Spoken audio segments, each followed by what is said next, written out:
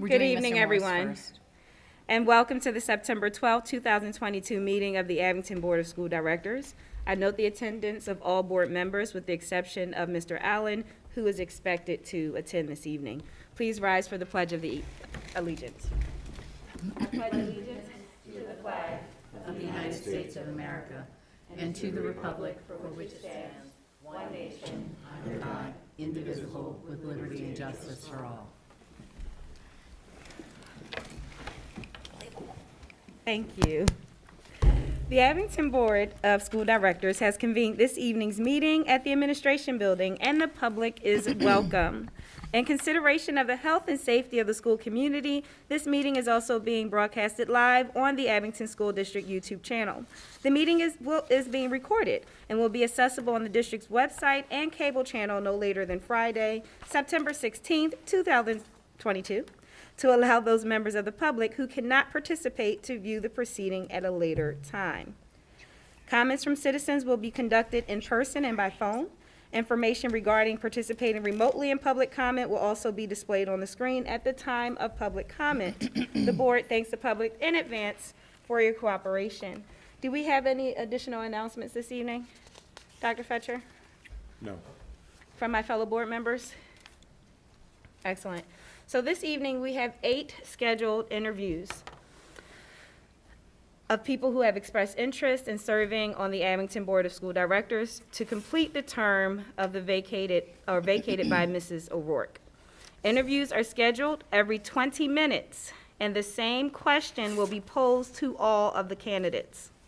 A successful candidate will be selected by the public vote by the Board of School Directors at September 20, 2022, at our regularly scheduled board meeting.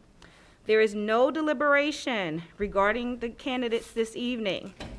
The successful candidate term will commence no later than September 26, 2022, upon swearing in, and end on December 4th, 2023. At this time, I'm going to ask that we bring our first candidate into the Zoom room.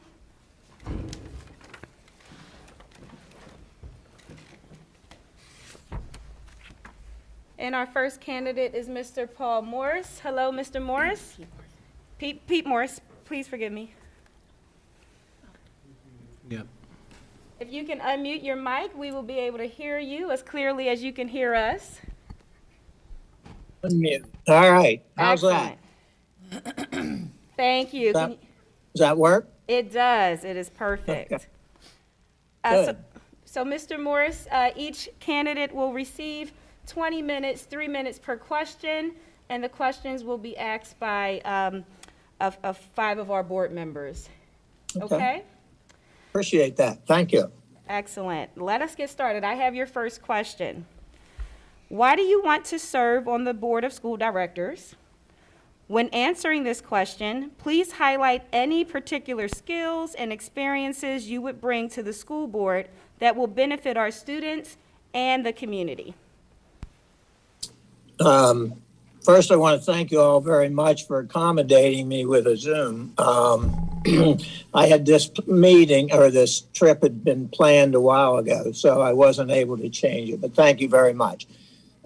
Excuse me. I want to be able to serve on the school board again because I think I have a lot to offer the students, the parents, and the community. And I want to see the Abington School District to be absolutely the best it can be, as you all do, and #1 in Pennsylvania. Not for the glory, but because I think what it means is that we are providing the students with the best possible education. Now you say, all right, Mr. Morris, what skills do you bring? I have been in the community for 50 years, over 50 years, so I think I understand the community. I have a daughter who has gone through the school system and was a teacher in the Abington School District for 19 years. I have a son-in-law still teaching. I have a grandson in the middle school in 8th grade, and I have a senior in the high school. So I have a lot of skin in the game, so to speak. I did serve as on the Abington School Board from 1989 to 1999.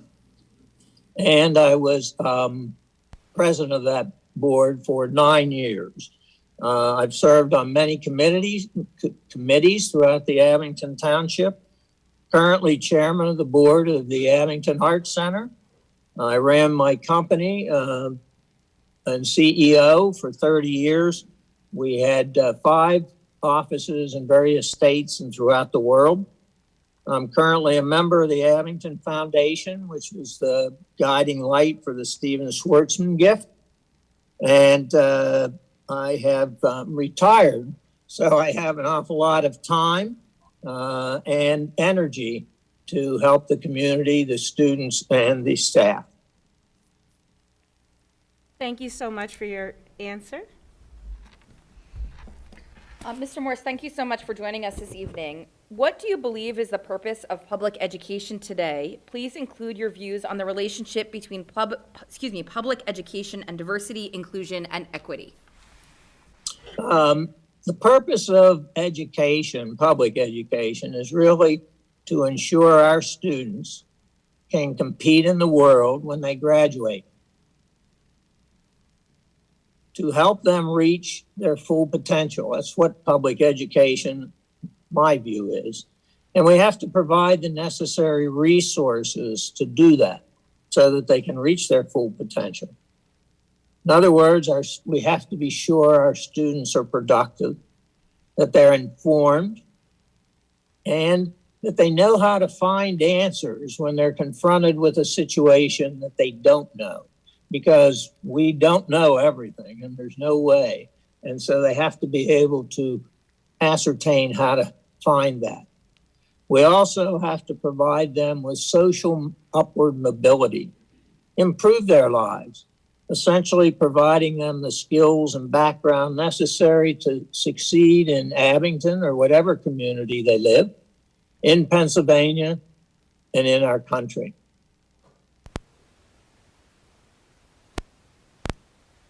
Good evening, Mr. Morris. I have your third question tonight, and that is, what do you believe is the purpose of school libraries? This is an interesting question because I've read an awful lot of articles over the last couple of years that said libraries are passé. Libraries, everything's on the internet, so you really don't need libraries. And that you can save a ton of money by eliminating libraries. And I say that's categorically not true, categorically not true. One of the most important aspects of a school, libraries are often overlooked. In addition to providing a quiet place for the students, a quiet and safe place for the students where they can really think outside the box without being I don't want to use the word harassed, but without a lot of background chatter. It provides the students, our students, with the opportunity to do a lot of research with almost unlimited information. And what's important is the information is even conflicting. It'll say in one instance it's this, in another instance it's that. And I think that's extremely important. But most important is the technology that it provides them access to, because a lot of students don't have access to this technology of today. And I don't care where you are in life, you don't have access to the technology is just changing so fast.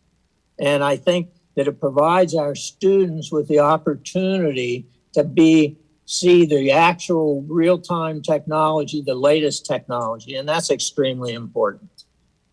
Further, I don't think the librarian is any longer a little old gray-haired lady that knows the Dewey Decimal System. I think that the 21st century librarian has to be up to date on the technology. It's extremely important because the librarian has to show our students how to use it.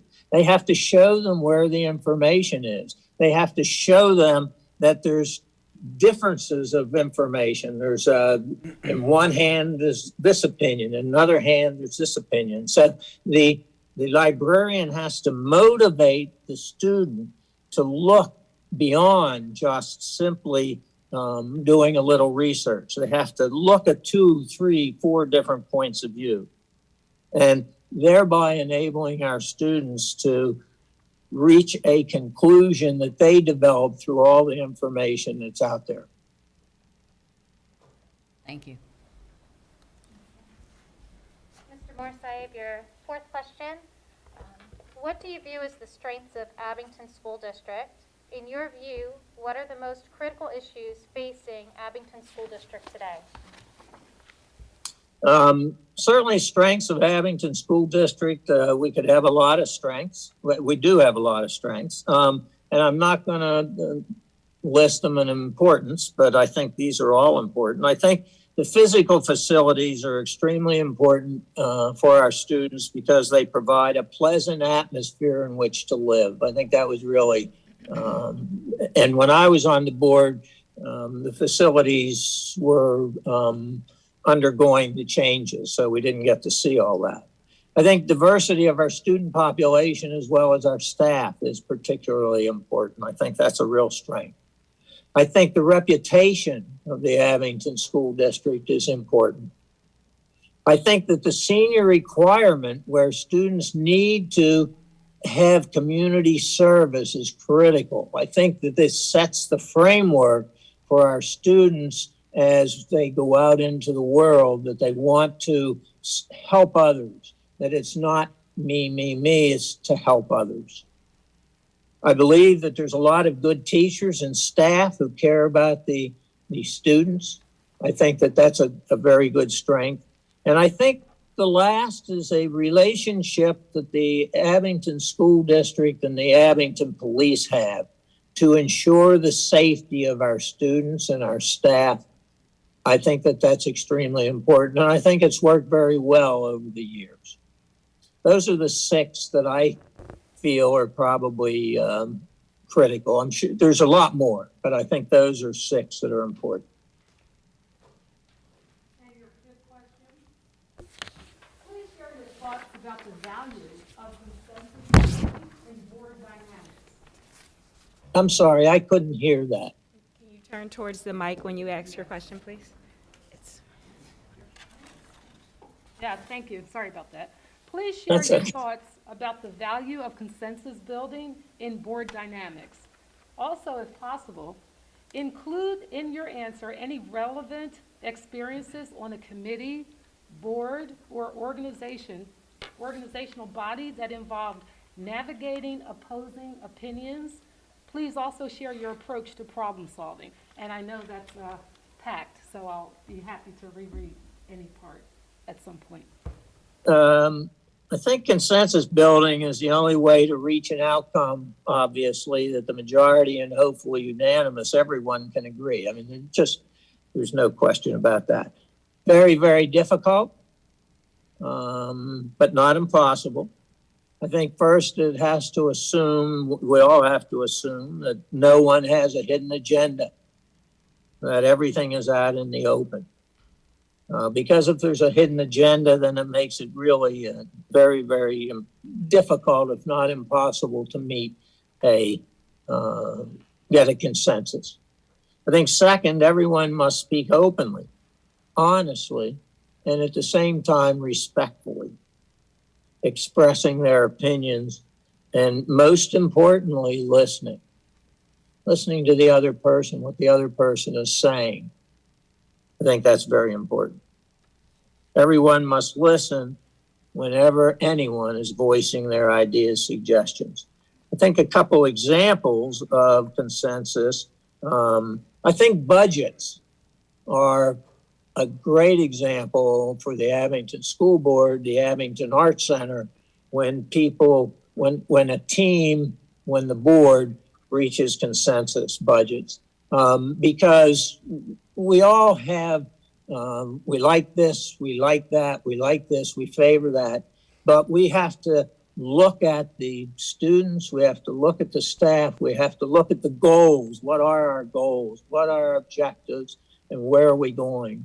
And so we have to, I will say, reach consensus, compromise on a lot of the issues that we want to work together on. I think that's extremely important. Budgets. Another one was when I was on the board, Dr. Hebert back in, I don't know, probably the early 90s, before some of you, I guess. Well, not some of you, but anyway, early 90s, Dr. Hebert passed away. He was superintendent of the Abington School District. And Jim McCaffrey was the assistant superintendent.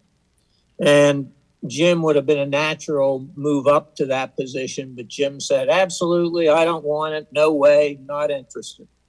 So the board went out and we interviewed and we talked and brought people in and everything. We just went through everything. And we could not reach agreement on all the people we interviewed. The one person we were able to reach agreement on was Jim McCaffrey. And that was an excellent example because I think Jim McCaffrey was an excellent superintendent for the Abington School District. He was excellent for the students, excellent for the staff, excellent for the community. He cared about each and every one. And I think Jim had the knowledge of the school district. And I think that was a great one where we reached consensus. I think another one that's current, I'll just give you one more quick example, and that is on the Abington Arts Center. I'm on the board, and when I got on that, we had a caterer that was an exclusive caterer, and the caterer wasn't doing a very good job, and the board, we really didn't know what to do. We finally were working with the caterer, and we really couldn't change his method of operating. So what we ended up doing was deciding how we wanted to restructure that. And the board ended up bringing in a number of not exclusive caterers, but a number of preferred caterers. And frankly, it's worked out very, very well. I think those are three examples of.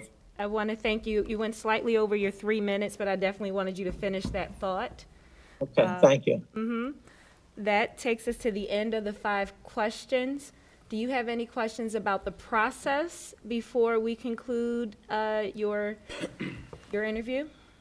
Was there anything that I had missed that should be clarified, or any of the board members feel that I didn't give sufficient answer or had further questions on anything? I would have to say, out of respect for the person who's coming in at 7:20, we've exhausted the 3 minutes per question. And I want to thank you for your time and for Zooming in with us this evening. And if there aren't any additional questions that you have, thank you very much. Okay, I appreciate it. I assume that you'll let everybody know within the next week or two? The deliberations will take place on the 20th. And at that point, the board will vote on the candidate. Because we're not deliberating tonight nor outside of the public view, we will not be able to give you that answer until the 20th. 20th. Okay, good. I appreciate it very, very much. Thank you all. Thank you, Mr. Morris. Thank you for your consideration. Appreciate it. Night. Good night.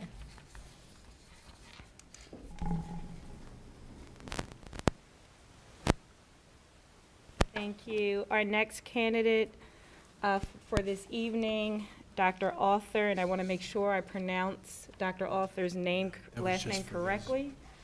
Is it Bear? Dr. Author Bear? Arthur.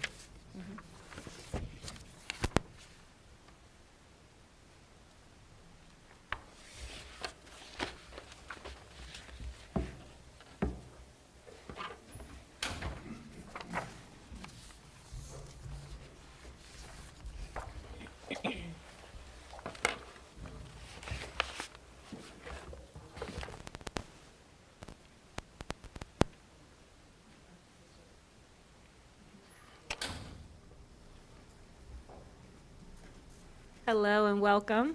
Good evening. Good evening. Welcome.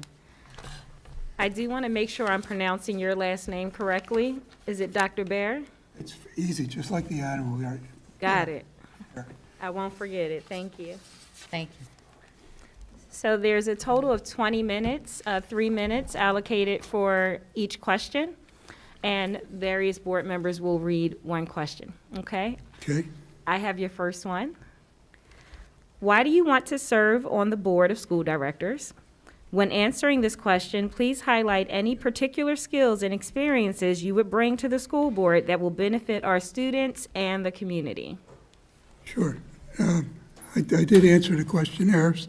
So the Abington schools, I believe, are the crown jewel of our community. I've been a resident for 30 years. My children went through the schools, and I'd like to be part of continuing the heritage of excellence.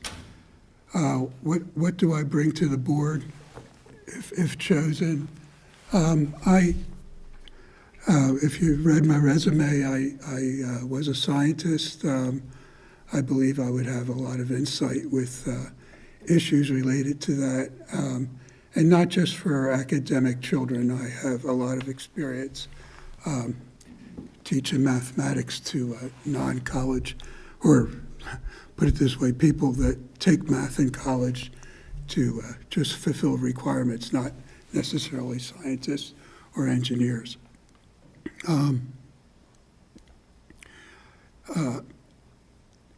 think I would be able to pay attention to the needs of the students and parents, and I would plan to solicit both of those populations to get perspective on the various decisions that the board makes.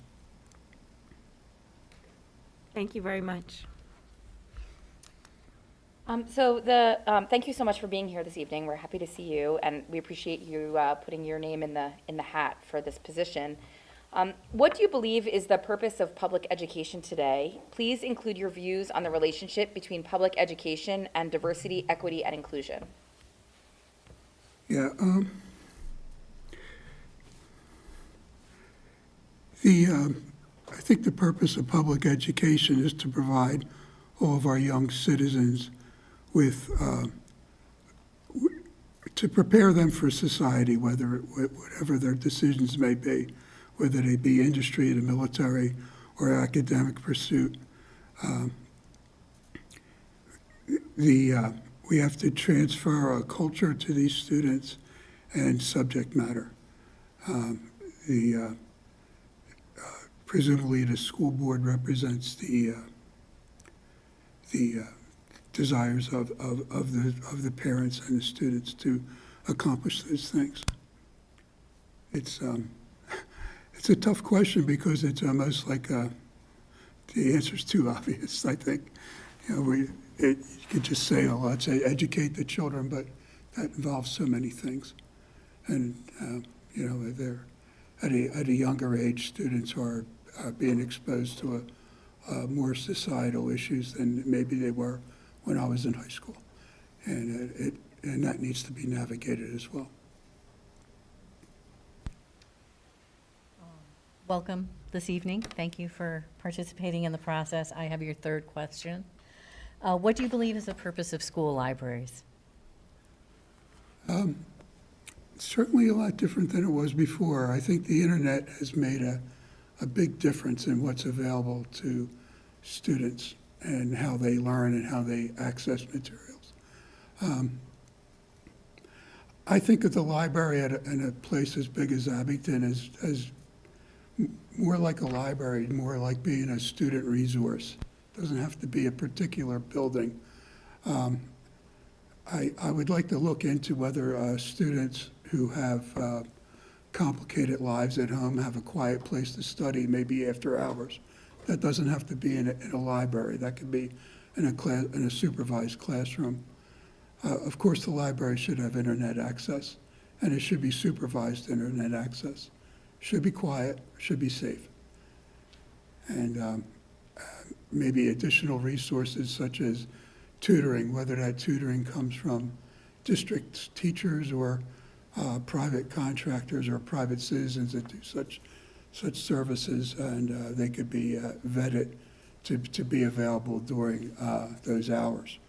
So to me, a modern library is a resource for students, not necessarily books on a shelf, although, that's certainly part of it. Thank you. Your next question, thank you for being here. What do you view as the strengths of Abington School District? In your view, what are the most critical issues facing Abington School District today?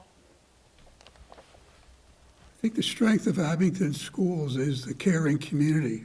We've rebuilt essentially all the elementary schools on my tax dollar, by the way, and I was glad to pay those taxes.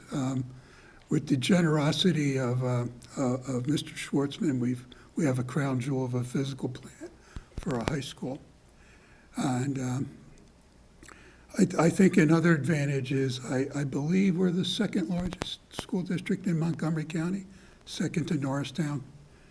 That might be dated information, but we're one of the bigger ones, right? And that gives us opportunity to hire the professionals needed to advise the students and to have a wider selection of course offerings, for example, AP course offerings. It also allows us to have offerings for non-academic track students. I really like the one of my son's better friends graduated with the dual program between the Montgomery County Vocational School and Abington, and that was a good mix of for someone with his interests. Critical issues, I have a list of them, and it's in no particular order because I would have to be on the job a little bit, consulting with my colleagues to figure out which one of these are prioritized or how to list these. Maybe it's not even important to list them because, we could walk and chew gum at the same time. But I see overseeing, I'm going to just read from my text if you don't mind. Overseeing academic programs appropriate to individual students within a large, diverse population. It must be a headache for the guidance counselors to just look at the sweep of all the students we have and to just decide what's best for them, or to even consult their parents to figure out what's best for them. But that's a professional activity nonetheless. Recently, I put this on a list because navigating different interpretations of school safety, which includes disease, like we just been through COVID, as well as traditional safety. Parents are concerned about bullying and intruders and just navigating that in a fair way.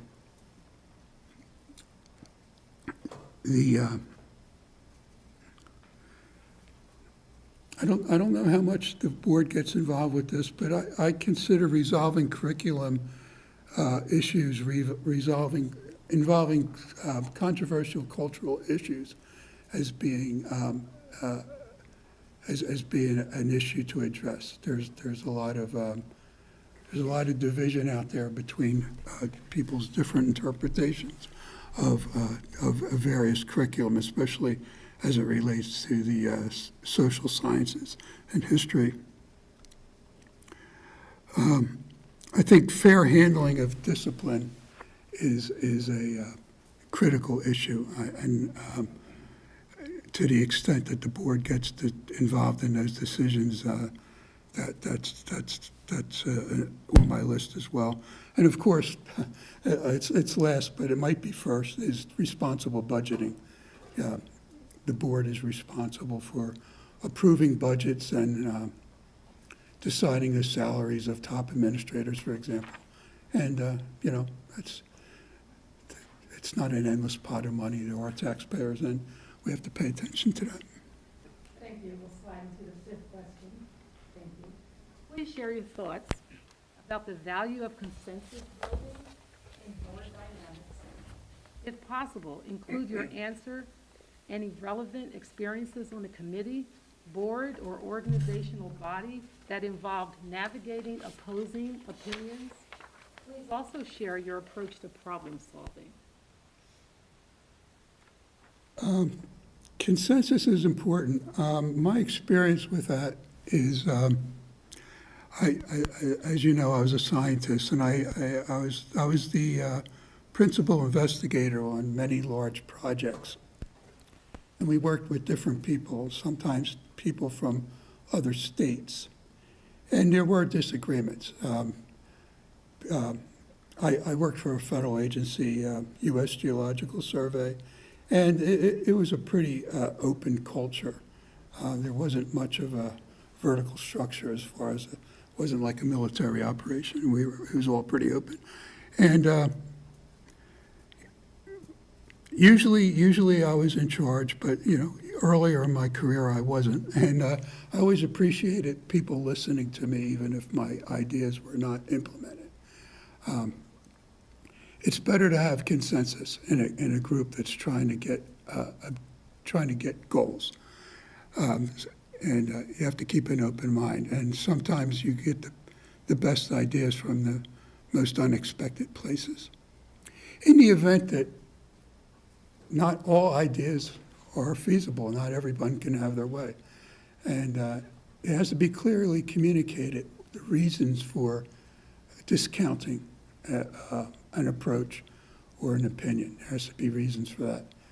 And as a board member, I would anticipate in writing providing a rationale for any decision I would be part of.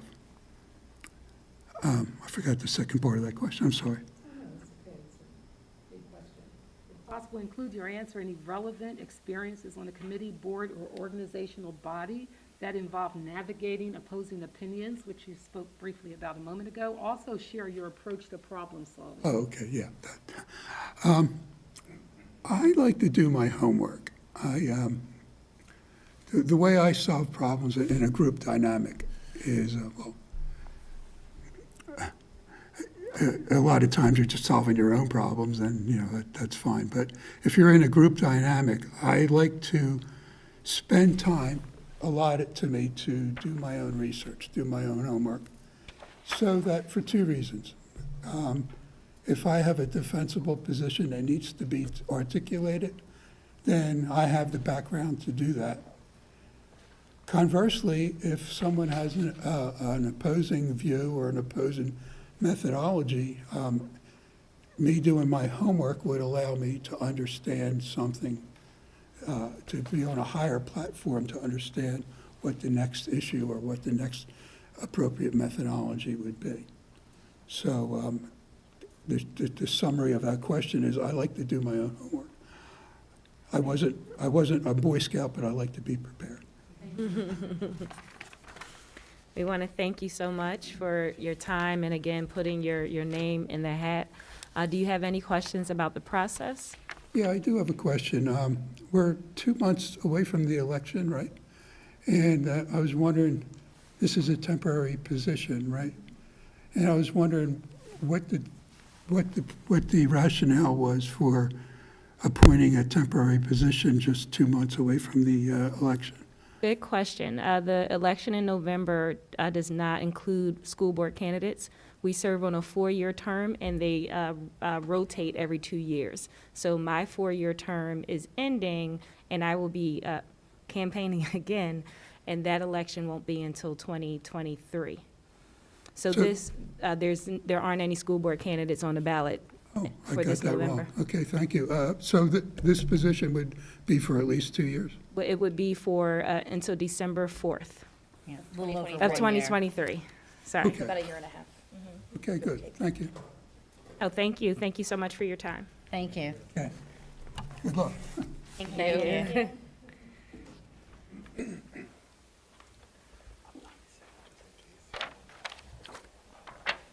Our next candidate is Ms. Rachel Hartman. Hello, Ms. Hartman. Good evening. Good evening. Thank you for being here today. Thank you for having me and for giving me the opportunity to interview. The interview is 20 minutes, 3 minutes per question, and the questions will be asked by various school board members. I have your first question. Okay, great. Why do you want to serve on the Board of School Directors? When answering this question, please highlight any particular skills and experiences you would bring to the school board that will benefit our students and the community. Okay, so there's a few reasons why I want to serve on the school board. I've always had a passion for helping others. It's one of the reasons why I became a teacher and why I hold community and civic service so near and dear to my heart. I want to carry that passion to Abington School District. Serving on the board is also a way for me to serve my community. And I strongly believe that every child in Abington deserves an education that's rigorous, inclusive, and equitable, and I want to help to make that happen.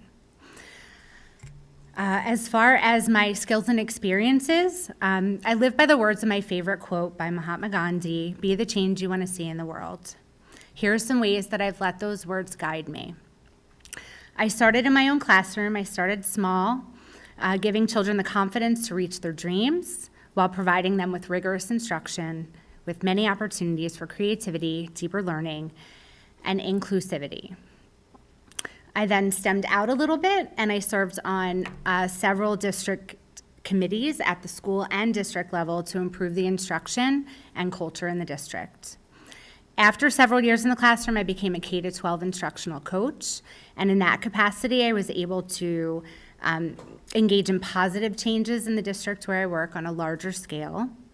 In this capacity, I updated and vetted and wrote curriculum that aligns with state standards and also prepares the students in the district to be successful in the 21st century. I supported teachers in their classrooms to implement instructional strategies that are engaging and meaningful.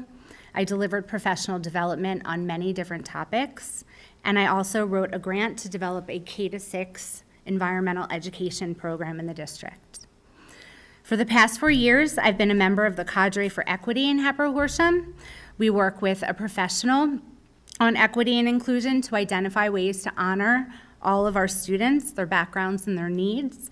We talk about very difficult topics together, including how to celebrate diversity in our classrooms and schools in a way that honors every student and the cultures that they bring to school with them, incorporating cultural diversity into our curriculum, and also creating a school community that is safe and accessible to all students. I've also served on the Social Justice Committee, where we've developed lessons and offered resources to teachers to incorporate the social justice standards in their teaching practices. I'm frequently asked to serve on committees, to mentor new teachers and student teachers, to lead professional development, because I consider myself a leader in my school community where I work. As I continue to let Gandhi's words guide me, I hope that I'm able to continue to be the change and influence change in Abington School District. Thank you very much. Thank you so much for being here and for putting yourself out there for this role. What do you believe is the purpose of public education today? Please include your views on the relationship between public education and diversity, inclusion, and equity. Okay, so although the purpose of education has changed over the years, the main purpose is obviously for kids to learn and socialize in a safe space.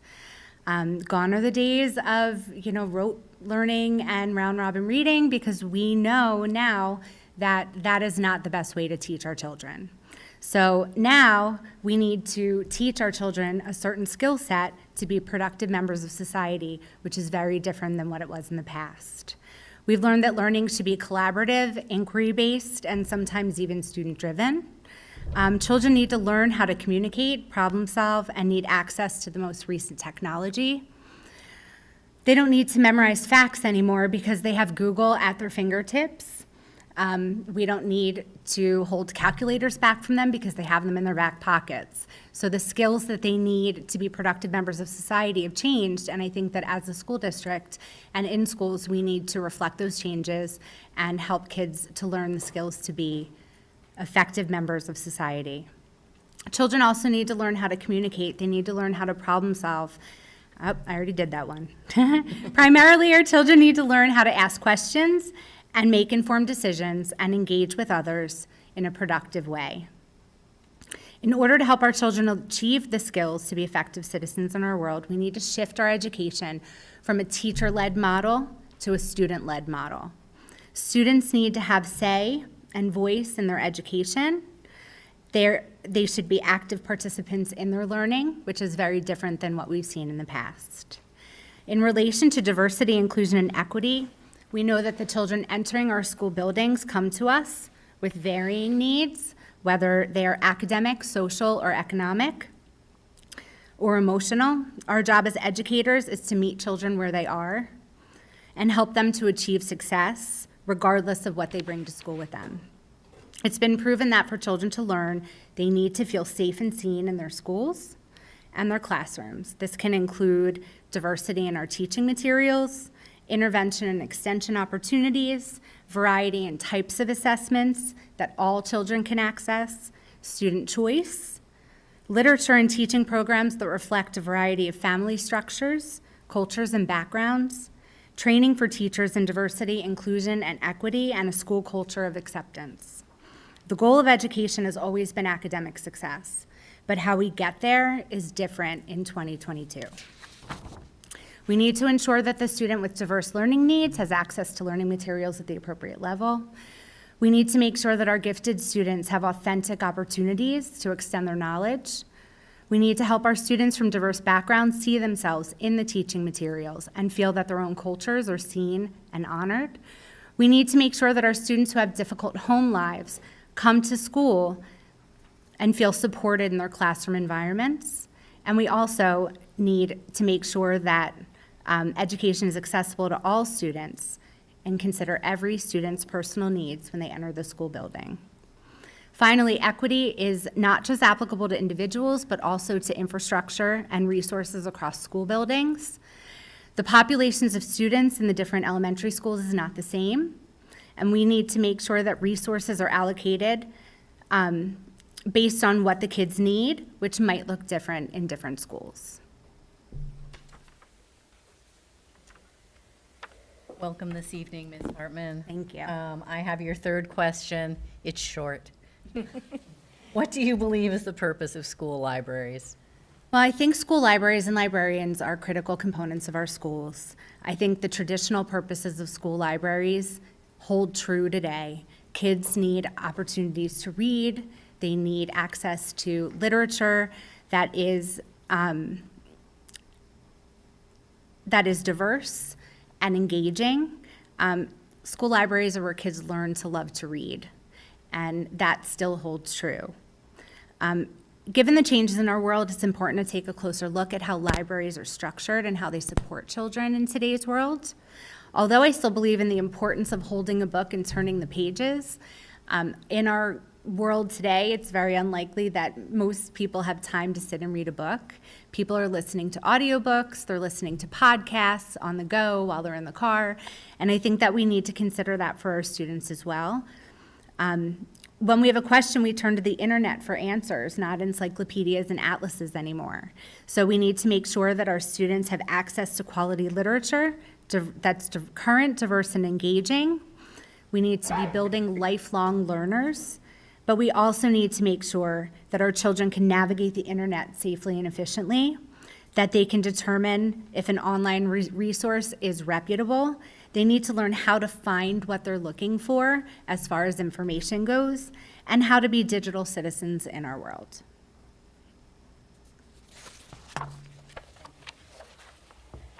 Thank you for being here. I have your fourth question. What do you view as the strengths of Abington School District? In your view, what are the most critical issues facing Abington School District today? So Abington School District has been a wonderful place for my children to grow and learn. I have a 5th grader at McKinley Elementary and an 8th grader at the middle school. McKinley's been a wonderful place, so has the middle school. And I think that one of our strengths are the teachers. The teachers are passionate, thoughtful, and hardworking, and their dedication is the heart of Abington School District, and I thank all of them. I've seen STEM programs at the middle school and high school grow into programs that support children to learn those problem-solving and collaboration skills, which are really important in our current world today. In Abington, there's a comprehensive process for decision-making regarding teaching and learning, which are based on data, include stakeholders, and there's a robust committee-led process for making decisions. I was thrilled to learn about the Raptor system that was recently installed in the schools, as I feel very passionately about school safety. The safety of our students should be our first priority, and I feel more secure sending my kids to school knowing that it is a safer environment. Although I'm listing this as a strength, I also want to emphasize that school safety is a critical issue every day and that it should be revisited on a regular basis. Some of the issues that I see in Abington, at the elementary level, the curriculum is primarily teacher-led. It seems that there's minimal time built into the school day for teachers to initiate projects that pique their students' interests or highlight cultural diversity in their classrooms. There's very little room for children to be creative. In addition to traditional learning, we need to incorporate more opportunities for inquiry and project-based learning. I would like to see a more substantial anti-bullying policy with clear consequences for students who don't follow that policy. When bullying occurs in a school, it affects the children's sense of safety and security, and not just the child that's being bullied, but the children who are witnessing the bullying as well. When students don't feel safe, their ability to learn is jeopardized, and I think that we need to make sure that all of our students feel safe to be in school. I also believe that equity, diversity, inclusion need to be at the top of the district's priorities. I have seen a lot of progress over the past couple years in this by hiring an equity officer, and also the district equity and advisory committee was a start, but I think that we need to really have in-depth training for administrators and teachers, as well as the changes in relation to curriculum, assessment, and social emotional learning. Equity doesn't mean that everyone's equal. It means that each child who walks into a school building in Abington has the same opportunity for success. Thank you. And on that note, our last and final question. Okay. Take a breath. Please share your thoughts about the value of consensus building in board dynamics. If possible, include in your answer any relevant experiences on a committee, board, or organizational body that involved navigating opposing opinions. Please also share your approach to problem solving. Thank you. So as I said before, I've served on countless committees within the school district where I work. I'm currently in my 23rd year in education. So I've been doing this for a while. Being on committees has afforded me an invaluable opportunity. I've learned to listen to opposing views. I've learned the importance of compromise. I've learned to evaluate data, and I've learned to make informed decisions. On committees, but in all aspects of my life, I believe that every human has a set of values and beliefs that they carry with them that make them who they are, and each person deserves to be heard and validated. I recently worked on a committee in the school district where I work. It was a K-12 homework committee, and we were looking at and revising the homework policy for the district K-12. As you can imagine, there were many different opinions on the type of homework we should be giving, the amount of homework we should be giving, and the frequency of the homework that we should be giving. In the beginning, it was an open forum for everybody to speak their minds and be heard.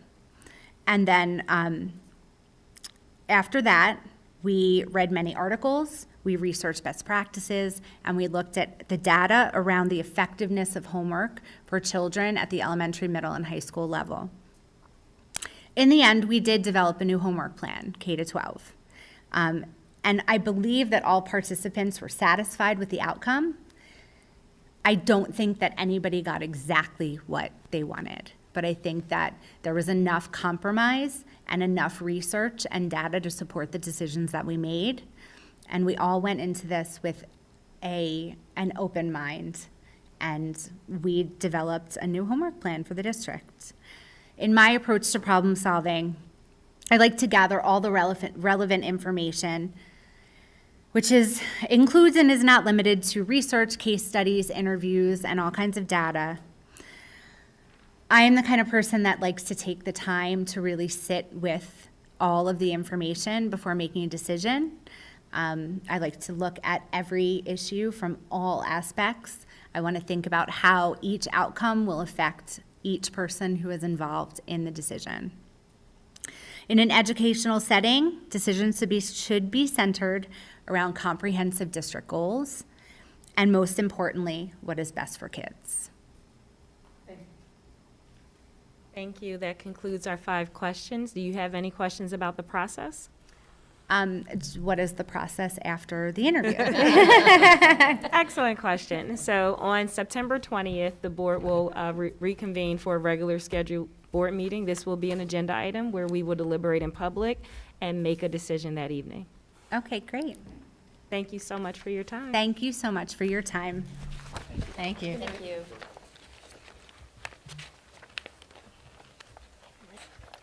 Ms. Rachel Thomas, welcome. Thank you so much for being here today.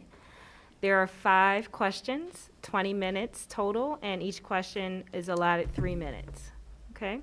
Various board members will ask a question, and I have your first one. Okay.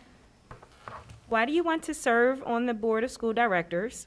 When answering this question, please highlight any particular skills and experiences you would bring to the school board that will benefit our students and the community. I would like to serve on the Board of School Directors to serve our community, a community I love where excellence is our standard and achievement is the result. I believe to live is to love, and the best way to show love is through service. My career as a project/program manager has included overseeing multiple programs and projects within multiple disciplines, all with varying budgets, some even being as high as $5 million. Maximizing outcomes within budget constraints is one of the crucial parts of my everyday job. A program that I'm currently managing had upwards of $3 billion of revenue just in the month of August. I have run a college internship for a Fortune 500 company. I built a smart garden in the neighborhood of Kensington in Philadelphia with the help of a local middle school, 2 high school interns, and college interns. The purpose of the Smart Garden was to leverage Comcast's technology to grow herbs and vegetables for the local community. So giving back and volunteering is near and dear to my heart. All the way back in college, when I was a member of the National Society of Black Engineers, I was fortunate enough to partner with some corporations and start a yearly $2,000 scholarship for future engineers. Those all speak to my experiences and my skills. However, my passion for children and protecting them and wanting the best from them comes from my own personal experiences. All of this benefits the community because I'm the kind of mom that when your child is with me, I treat your child just as I would treat my own. I would protect your child just as I would protect my own. And I would want the best for your child just as I do my own. My life experience is what makes me a great addition to the board. 80% of the class of 2020 has plans to go on to higher education. What can we do to make that number higher? I work hard so my children will have a better quality of life than I had, and I would and want to do the same for the students of Abington School District. Thank you very much. Thank you so much for being here this evening and for participating and for applying for this position. What do you believe is the purpose of public education today? Please include your views on the relationship between public education and diversity, inclusion, and equity. I believe the purpose of public education today is evolving. Diversity, inclusion, and equity is breaking the school to prison pipeline, and it is much needed. This interruption is long overdue, and will only benefit the students of the future. I welcome it with open arms. I view education as a child's passport to their future.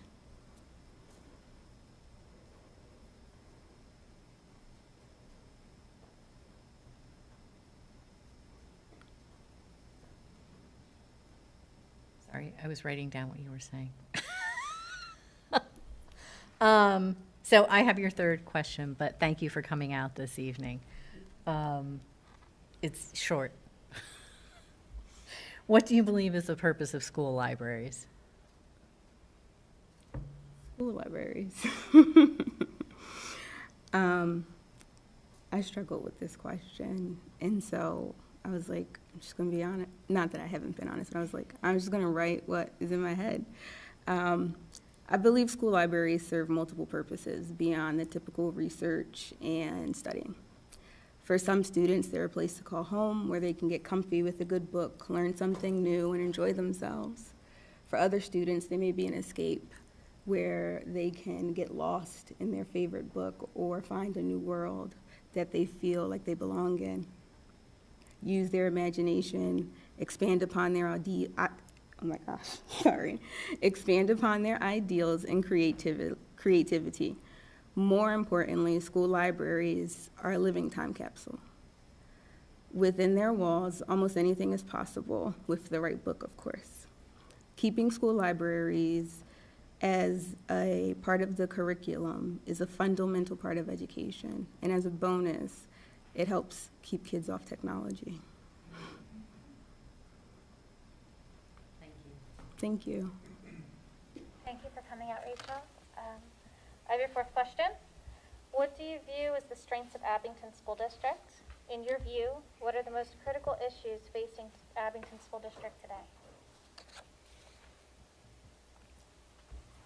I believe Abington School District's biggest strengths come from within. They come from the students who advocate for themselves and others, the staff and administration who work tirelessly to consistently go above and beyond to achieve our standard of excellence. Our strength comes from the parents who volunteer, donate, communicate, collaborate by filling out surveys, and so much more. Lastly, the community may be the biggest strength due to the community resources and opportunities that it provides for the district, as well as the community is what encompasses us all. Abington District's safety, especially that of the middle school, is a critical issue. Student support is yet another critical issue. What our children have experienced over the past year or two is not normal. Therefore, emotional support will be needed, is needed at all levels. And it's something that is a lifelong skill. Emotional wellness is critical to a child's development, pandemic or no pandemic.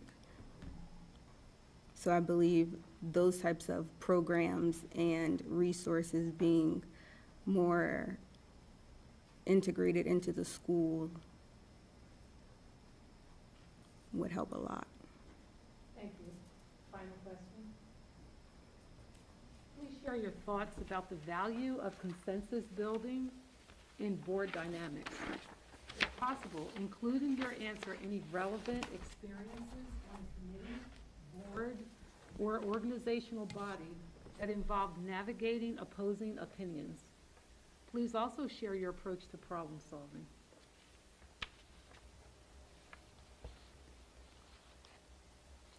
The value of consensus building in board dynamics is important. It requires teamwork, participation from all, opens doors, provides opportunities for opposing sides to hear each other, understand each other, and learn from one another. It also keeps the power dynamic even.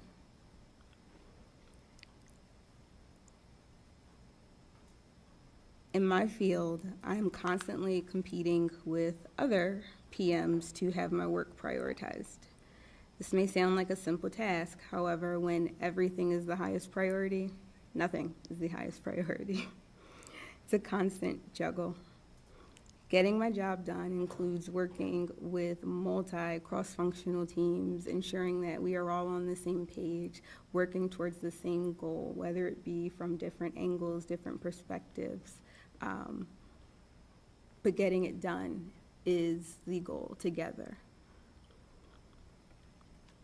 I have experience on boards from college, like I said, the National Society of Black Engineers. My job is a big one.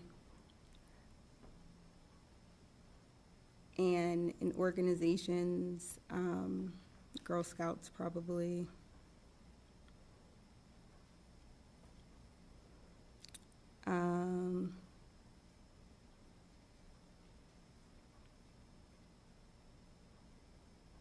So my approach to problem solving. My approach to problem solving is something that I learned in therapy. Too often when humans have to make a decision and they're coming from different backgrounds, different point of views, it's easy for conversations to get heated, intense. And a lot of time, that is when emotions kick in and people act from those emotions. On the other hand, there are those who are strictly logical and unempathetic at all because it doesn't apply to them, they can't relate. So they have no sense of emotion to the issue or subject at hand. I use my wise mind, which encompasses both emotion and logic. I work to ensure that we are focused on finding a solution. It saves a lot of time. And when it comes to problem solving, I use my gift of strategic thinking. I always think about what if, what else, what's next. Thinking long term as oh my goodness. Thinking long term as well as being conscious of immediate impacts of decisions or solutions is incredibly impactful when problem solving. Thank you so much for your time this evening. Do you have any questions about the process? Yes, ma'am. All of the candidates have to come on the 20th. The presence of the candidates is not mandatory to my understanding, but the vote will take place on the 20th. That does not mean you would necessarily be sworn in should you be the one voted in. Okay. All right. Thank you. Thank Yes, you ma'am. guys for your time and for your service. Thank you. Thank you. Thanks for coming out.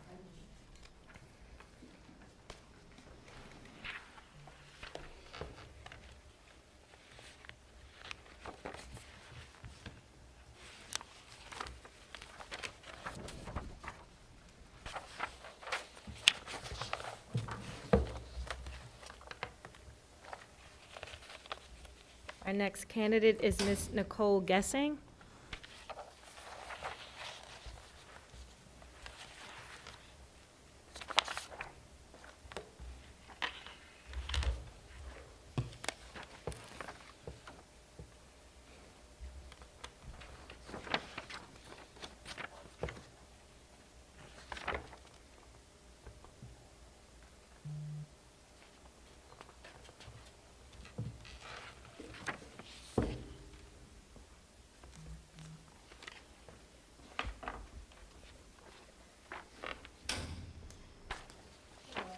Hi.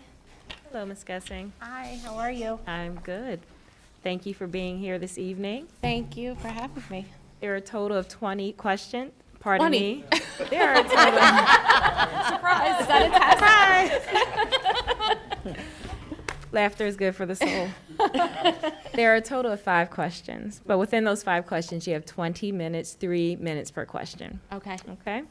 The questions will be asked by various board members, and I have your first one. Okay.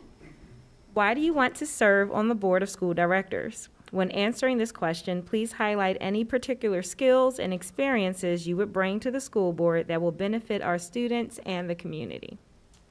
So I've been part of the Abington community for the last 15 years.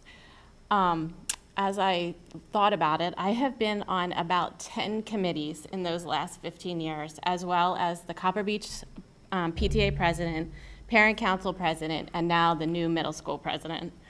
I feel like this is the next step for me to pursue. I care very deeply about the Abington community. I'm a big supporter of the school district and the admin and the teachers that make up our community. I feel like as an active community member, I am an active community member and a parent. I'm aware of the concerns of the community, and I feel like being on this board, I can maybe be another voice to continue to make the school district the best of the best. The experience I bring to the table are first and foremost a parent of 3 children, very different children that have gone through the school district. Well, 2 are out and 1 is still here. And as well as having education in my family. My husband's a teacher, and all the various committees and volunteer opportunities that I've done for the last several years.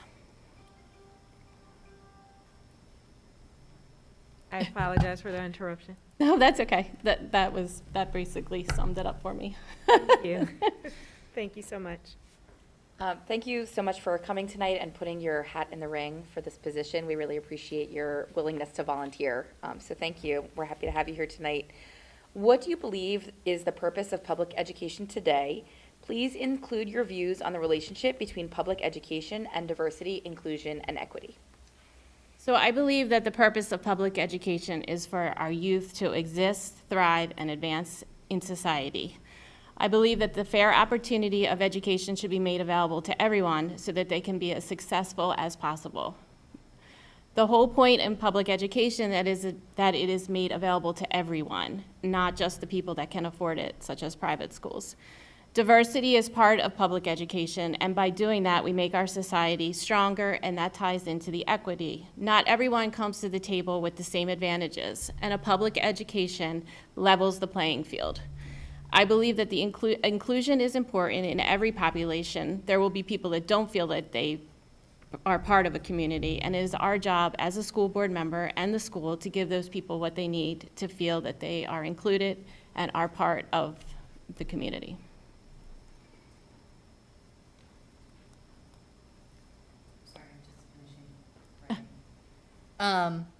Welcome this evening. Thank you for coming out. I have the third question.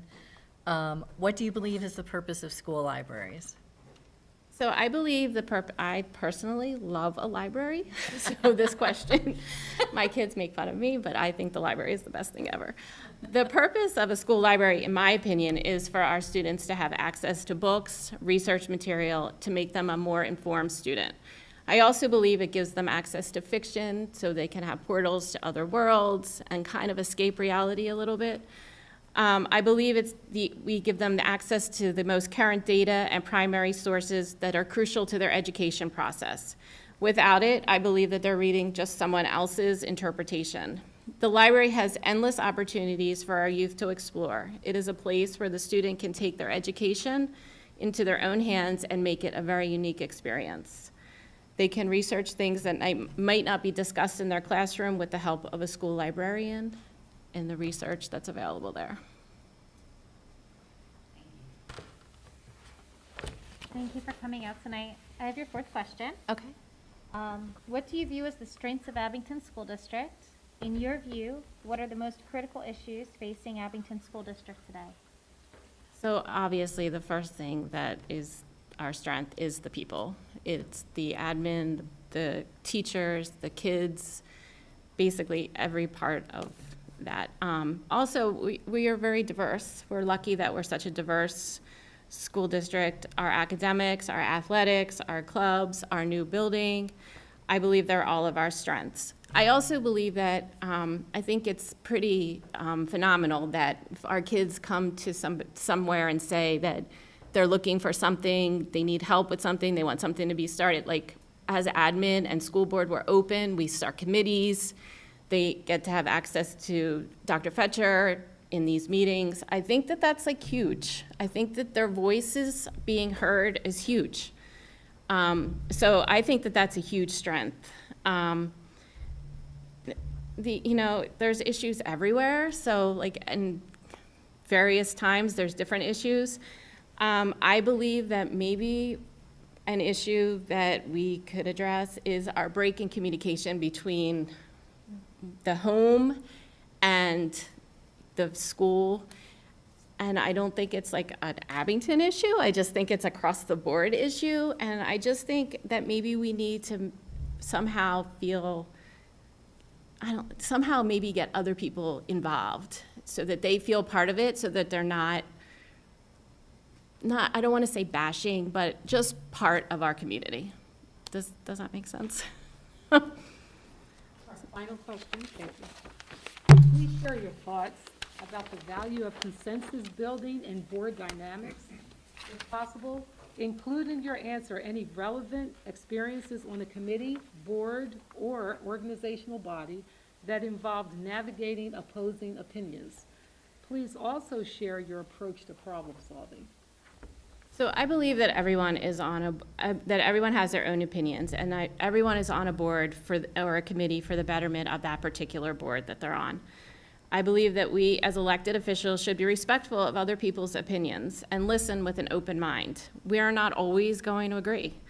There's a chance that you may learn something from listening to the opposite opinion. However, I don't feel that it is okay to attack someone for what they believe. I believe it is important to address the opposing opinion with questions, comments that can spark an open discussion. It's important to remain civil and know that you may need to compromise your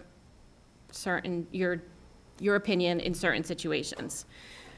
Personally, I feel when I'm faced with a problem, I need to sit with the problem, document what I'm feeling, and think about what the other side is feeling, and come together in a conversation and articulate our points of view in a civil manner. And we can probably learn from that and take it and then solve it to the best of the greater, not personal. I guess like one situation that came to surface when I was thinking about this was years ago. Daniel, you were there. When I was Copper Beach president, there was an influx of funds one year for 6th grade, and somebody wanted to spend it and buy like 1,000,001 things.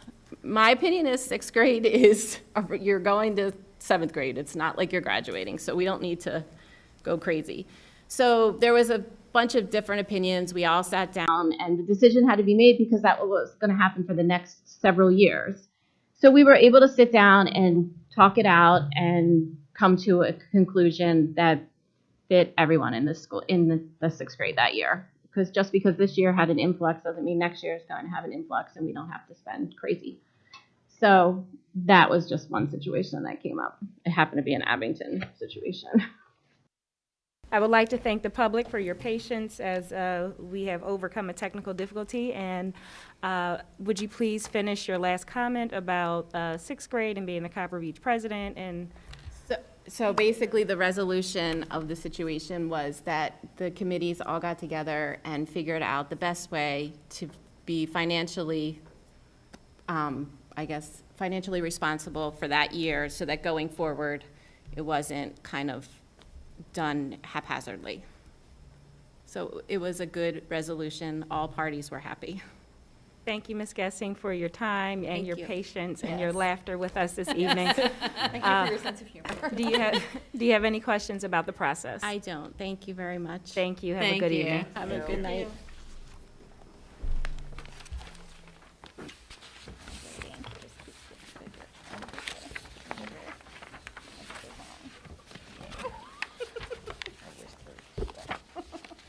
Our next candidate is Ms. Erin Glasser. Glaser? Yeah.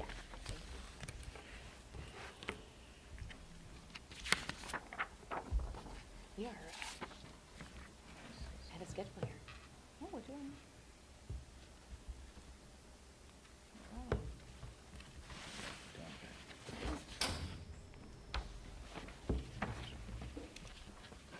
Oh, yeah.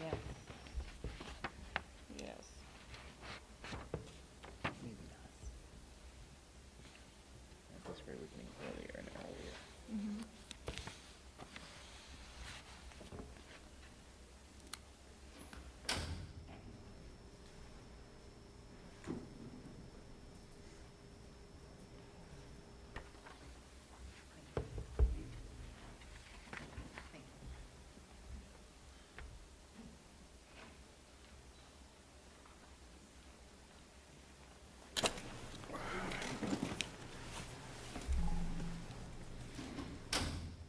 Hello, Ms. Glazer. How are you this evening? Good, thank you. It's Glasser. Glasser. It looks like laser. Everybody says It's laser. completely my fault. I corrected Ms.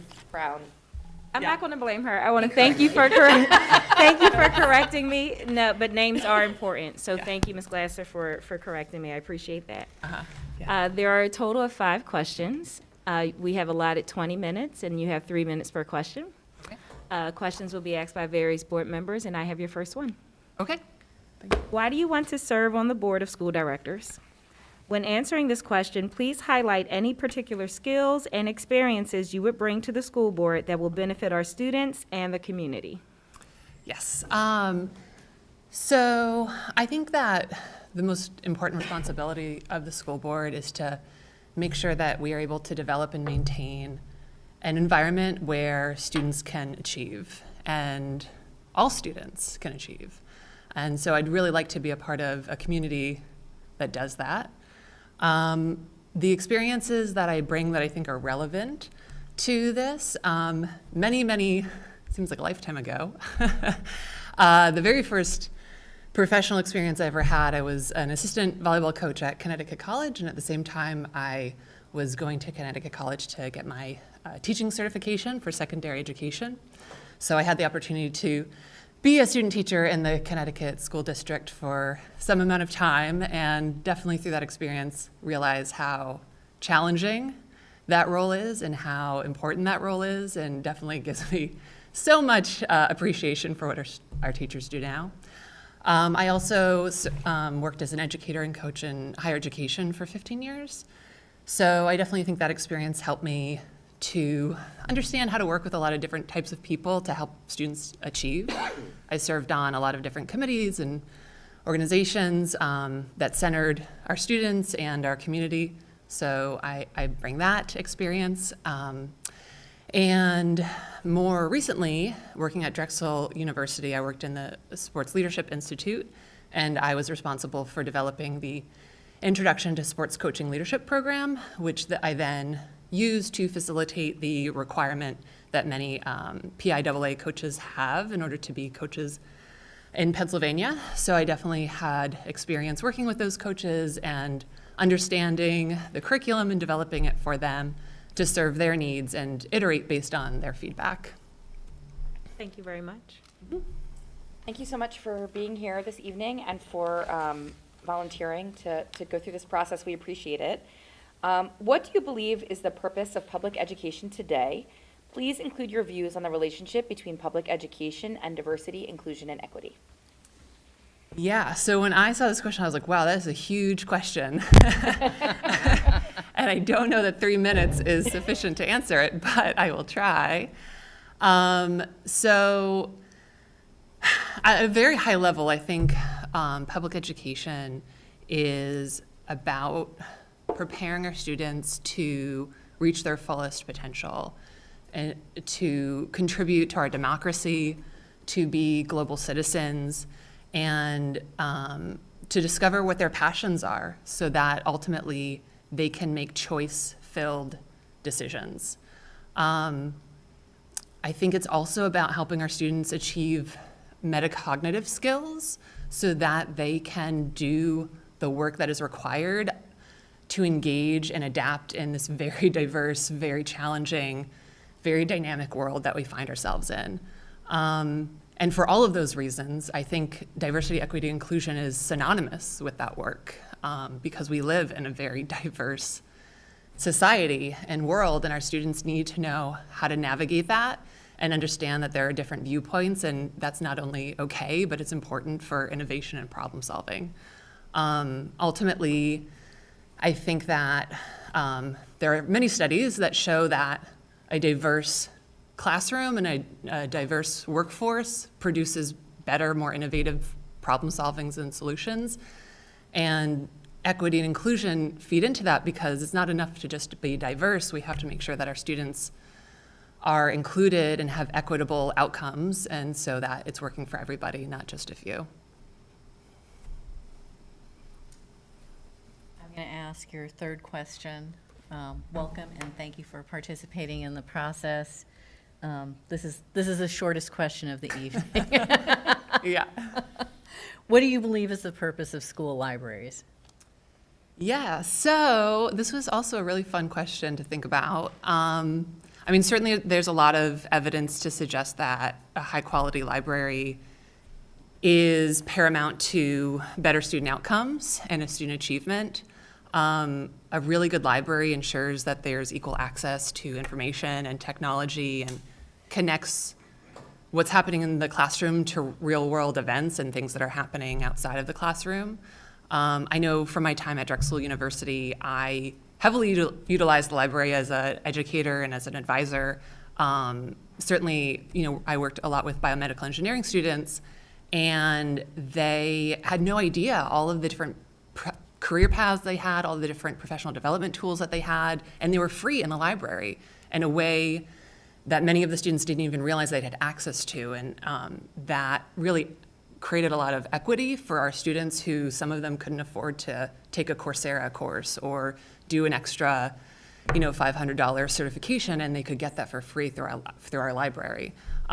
So while that's at the collegiate level, I'm sure there's equivalents to that at this level. Thank you. Mm-hmm. Thank you for coming out tonight. I have your fourth question. What do you view as the strengths of Abington School District? In your view, what are the most critical issues facing Abington School District today? Yeah, so I think our strengths, first and foremost, are definitely our teachers and support staff. I'm a mom of a kid who's in 3rd grade here at Copper Beach, and in my very limited experience, the teachers and support staff have been unbelievable. She has a lot of additional needs on top of what a typical student might have, and the teachers and support staff have been incredible. I feel so good about all the ways in which they make sure that she's successful here.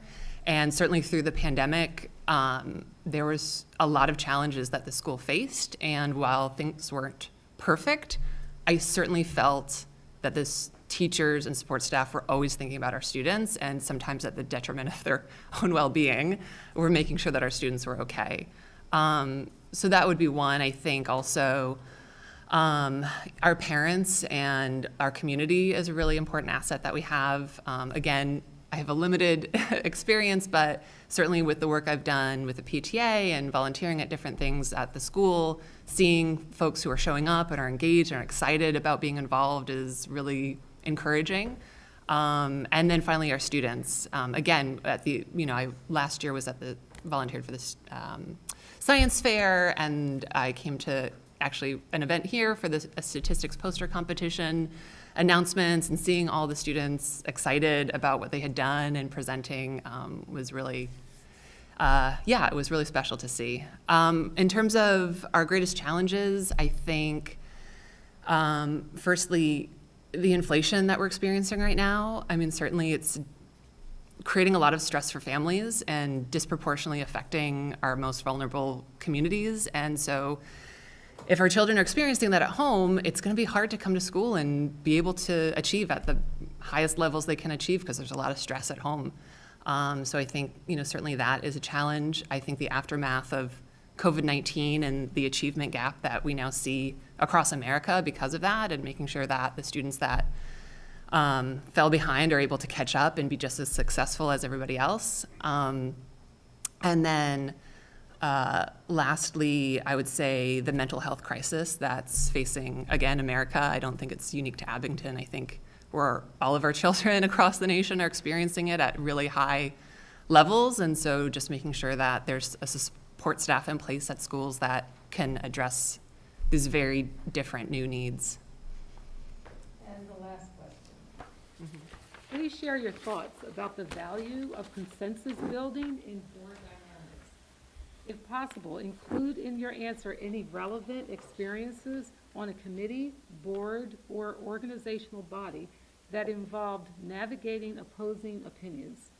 Please also share your approach to problem solving. Okay, yeah, this one took me a while to think about too. There's a lot in there. So, I think when you're working in consensus building and problem solving, the first thing is to start with two really basic questions. The first one is, what is best for our students? And the second one is, how best do we get there? And then to assume that everybody involved has positive intent. I think ultimately we all want what's best for our students, and we all want to see them succeed, and we all may have a slightly different view of how to get there and what that is, but if we assume that we all basically want the same thing, it makes things a lot easier. When I was working at Drexel University, this is a relevant experience that I kind of bring to this, and that kind of informs that opinion. I was working in the cooperative education department, and at Drexel, you have 6 months of co-op where you go and you do experiential hands-on work in your major, and 6 months of in the classroom experience. So the pandemic happened, and now we have thousands of students in a panic because they don't have job opportunities, and employers are not able to have them come to work. And now we have to scramble, and we have to figure out, how do we get these students professional experience in a very short amount of time? And so I was asked to basically create a virtual course, 3-month course, to help supplement that lost professional experience from co-op. And I had 3 months, and it was just me. It was just me. So I said, okay, well, who can help me? Who can help me do this, right? And so I had a basic vision and what I wanted to accomplish, but I knew I couldn't do it by myself. And I was able to pull together folks from the library, and folks from career services, and folks from IT, and folks from the Office of Engagement, and all across campus, and we all had the same goal: what is best for the students? And everybody had a slightly different view on how we could get there, which I needed, right? This kind of goes back to that question about diversity, equity, inclusion. It's, diversity is at the heart of human innovation. And so I certainly could not have gotten the best outcome had I not called on all these different people to help me. And there was a few stumbling blocks along the way. There was a few times where the vision almost didn't get executed, and people were like, I don't know if we can make it work. And then I said, all right, well, who else can help? And eventually we got there, and it was a really good outcome, and we ended up being able to serve over 500 students that were not able to go out on co-op, and overall we got really encouraging results from the students and feedback from them. So long answer short, that is my approach to problem solving and consensus building. Just out of curiosity, how did you supplement by way of virtual? What exactly did that consist of? Yeah, so it ended up being a 10-week asynchronous learning experience. The first 5 weeks was a lot of scaffolding to help the students develop their personalized professional development plan through a series of networking opportunities, through different learning, really to helping them to think about, what is it that I want out of my career, and where are the resources available to me to get that.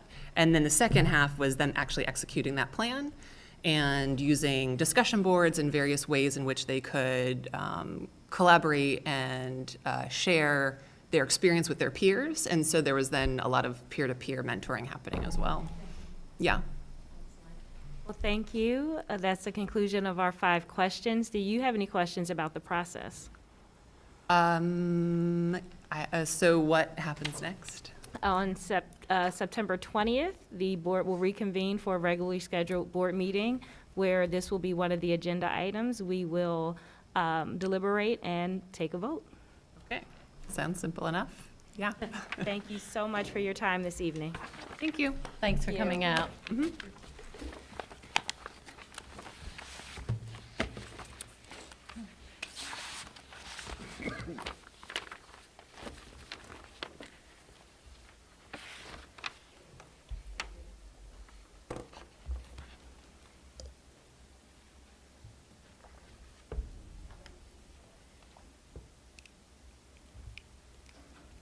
Our next candidate is Mr. Joseph Rooney.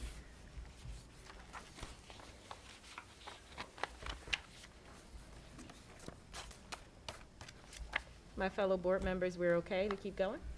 All right.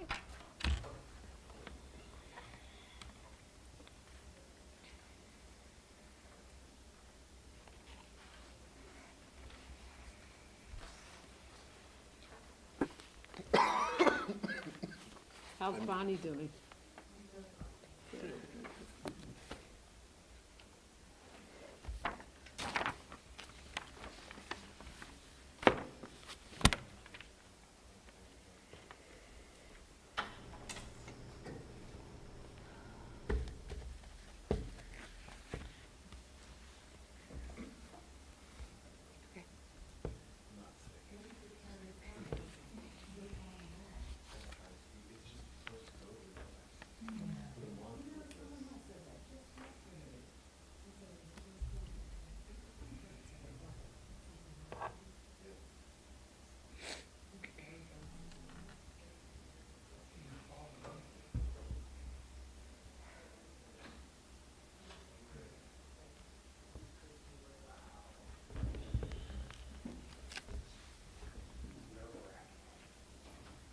Hello, Mr. Rooney. Good evening. I hope I didn't hold you up, and I thought I was a little early, but I could have gotten here earlier. Thank you all for being here. Thank you. For you. Oops. let me turn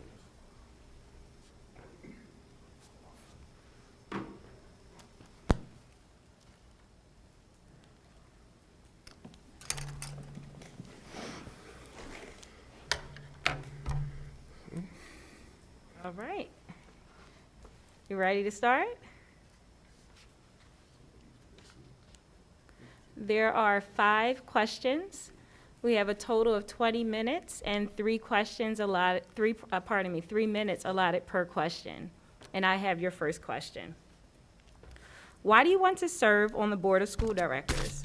When answering this question, please highlight any particular skills and experiences you would bring to the school board that will benefit our students and the community. Thank you all for being here and for inviting me to come. It's an honor to be able to interview. And does anybody have any questions about my resume? I posed the first question for the evening, and you're allotted 3 minutes per question. Would you like me to restate it? I'm allowed 3 minutes per question. Would you like me to restate the question? No, I already know it, but Okay, we're it's not ready a, to. this isn't there's a question and I answer it. Would you like me to restate the question for your interview, sir? No, I wasn't expecting to be interrupted as soon as I started talking. That's the surprise. Whenever you're ready. Okay, first, like I start the other times when I talk, is I'll ask St. Charles Luanga to intercede and act as a guardian for the students of ASD, protect them as you protected the other Bagandon young men under your care. And I assume you have no questions about my resume or flying or sailing around the world, which is disappointing but not surprising, I guess. I had a good story about going into Fiji, about a young man who he was sitting at a guardhouse and he was reading A Day in the Life of Ivan Denisovich. And I thought that was amazing because that education that he has ties the two of us to the Western canon. We think the same way, we read the same books. He values Solzhenitsyn just as people in the West do. I thought that was amazing, and there's a commonality there. So let's see, your first question, why do I want to serve? I read the next 3-year comprehensive plan, and I think we're in trouble.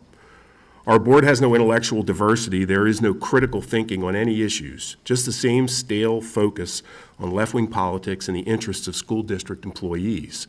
Our district taxpayers, parents, and students are not well served when there is no serious discussion of important topics.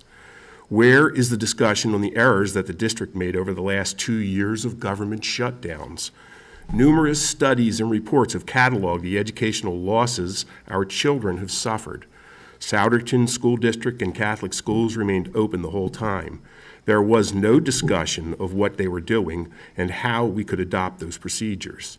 There needs to be someone with courage on the board to challenge bad decisions, someone with courage to look back and see what went wrong, why it went wrong, and what we are going to do to ensure we don't repeat those same errors.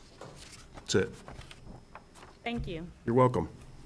Thank you for submitting your application and for being here this evening, Mr. Rooney. It's my pleasure. What do you believe the purpose of public education is today? And can you please include your views on the relationship between public education and diversity, inclusion, and equity? Yes. What's the purpose of public education? We need more Todd Beamers in the world. Do any of you know who Todd Beamer is? Yes? No? Anybody else? So yesterday was 9/11. Todd Beamer stood up in the back of a 757 and he fought back. I don't know what happened in the other cockpits. You all know I'm an airline pilot. It's pretty shocking because most of them were airline pilots. But what's education for? We need more Todd Beamers. Why? Hopefully never to use them, but they have to be there when we need them. And we should all know who he is. I don't know what the question means, actually. It sounds like a question for the faculty lounge.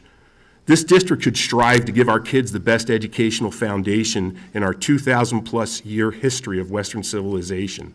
We need to get the most education for the money we spend. The PA Public School Code directs how the district will be run. Our school directors should provide valuable oversight to protect the interests of our taxpayers and students. Our district needs to work with the parents to educate their children. Public schools are not indoctrination camps for every left-wing trend and teacher's whim. Governor DeSantis and Governor Youngkin have shown the way to keep school administrators responsive to the parents who want their kids educated, not indoctrinated. As far as DIE is concerned, I'm in full agreement with Jordan B. Peterson, Professor Gad Saad, Glenn Lowry, Thomas Sowell, and countless others. DIE is a scam. It's an attack on meritocracy. I am personally against all racial discrimination. That's it. Thank you for participating in the process this You're welcome. evening. I have your third question. Great. What do you believe is the purpose of school libraries? It's a good one. All right.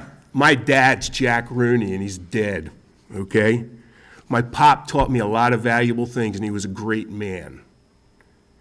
One thing he told me when I was a little boy, he said, you know, Joe, the answers to almost all the questions you'll ever have already been written down somewhere. You just have to find them. My pop taught me how to work hard and how to use a library, because a library is where those answers were.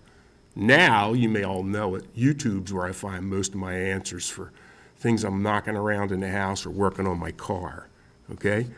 My father gave me these gifts, okay? As we sailed around the world, we boat schooled our 5 kids.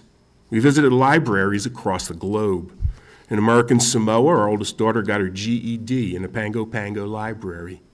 The kids used to walk by, we were anchored offshore, and they'd wave and holler at the kids that she would meet in school. They'd wave and holler as they went by, and my kids were playing on the deck, all right?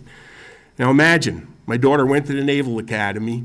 She never graduated from high school, never went to high school a day in her life. After that, she's now a nuclear engineer on the USS Ronald Reagan in the West Pacific right now. So if you read about Taiwan, she's there. We're concerned. I think a lot about libraries. Right now, they have a lot of problems. There's an ASD SAP governing our libraries. Has anybody read it? I don't know. I'm just asking. It's not even a rhetorical question. I have. It's weak, okay? I wouldn't trust anything recommended by the ALA, the American Library Association, right now. There's a PA Public Library Code, and it was as of 2012. If you look up in the Public School Code, there's a library section. It's all amended, or canceled, whatever it says. So there's a new, I think it's 31 pages long, talks about libraries.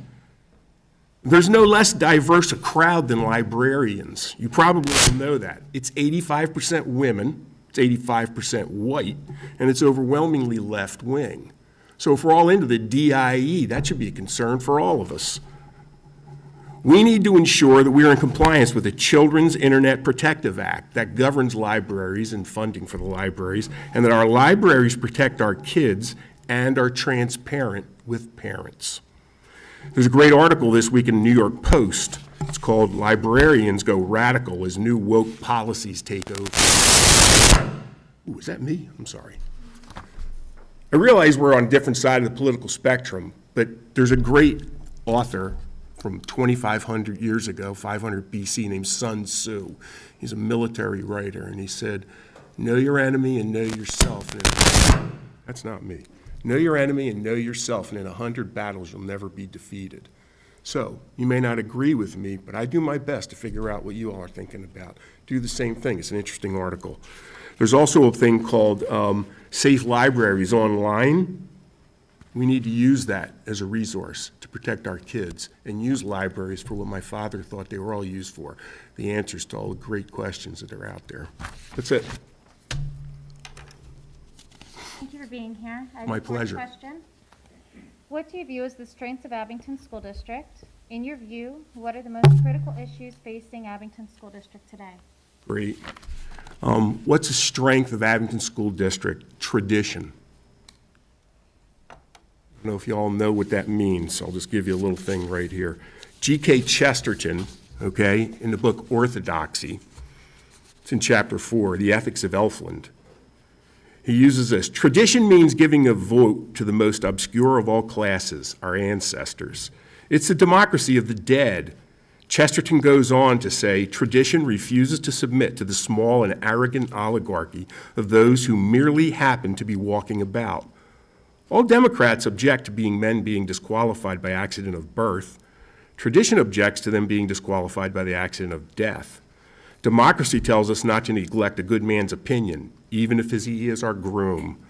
Tradition asks us not to neglect a good man's opinion, even if he is our father. I went to kindergarten in Ardsley School. Now it's a community center. Went through Catholic school after that, but I still remember Miss Lewis was my teacher. I'll ask you all, what did Miss Lewis do right? There's something she did right. John Rohr was in my class. He's now the fire marshal for Abington Township. You may disagree with it, but I've had some level of success in my life, and it all started right there. What I worry is, are we building on what Miss Lewis did right, or have we thrown it out? Rhetorical question. What are the critical issues? I have a couple right here. SEL and second step. If you're listening to this right now or you're watching, read the comprehensive plan. You won't be happy. So here's a letter I just got from a mom today. Here it is. Dear family, this is an introduction to second step in middle school. This week we'll begin Second Step in the Middle School, a research-based social-emotional learning program designed to improve students' social-emotional skills, such as emotion management, impulse control, problem solving, and empathy. I like that one. Could you teach me about empathy? You're a teacher. You know, it's a fake word. I can't feel if you get your thumb hit by a hammer. I can't feel it.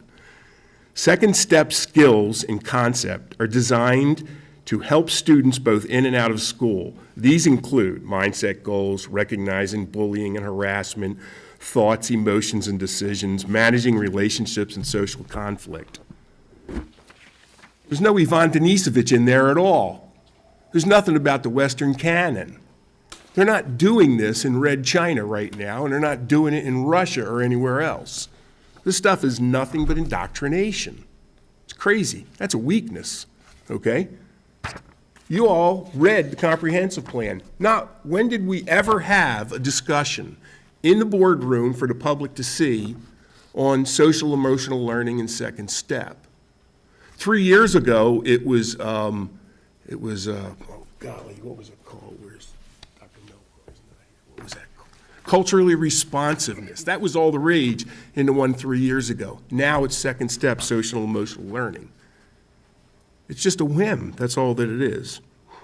Okay, so that's the SEP letter. Again, if you're watching, if you all are interested, go to the Pioneer Institute. They talk about problems with SEL. This is indoctrination, not education. It's not moving our kids towards. One of the people came in here tonight. She talked about how she was a single mom, I think, at 22. And what she needed in high school was Algebra 2. And you look at her resume, it's incredibly impressive. She's wonderful. She'd do a great job. No Algebra 2 in that. People need more time in Algebra 2. They need more time with Euclid's Elements. You know, Abraham Lincoln quit his job as a lawyer, and he went back and looked at Euclid's Elements, because what that is that gives us the basis for how to think critically, how to move from step 1 through step 12 in a logical order and come up with a problem, come up with a solution. So it starts out with just angles and lines, okay? I think, yeah, you're a math teacher, so you know that. But that's what we need to do, and that's not what that is. Our spending's out of control. Our debt's crazy. We borrowed $87 million. We got $25 million from an incredibly generous man. Somehow, the project, that was supposed to be borrowed money for the school and for other things.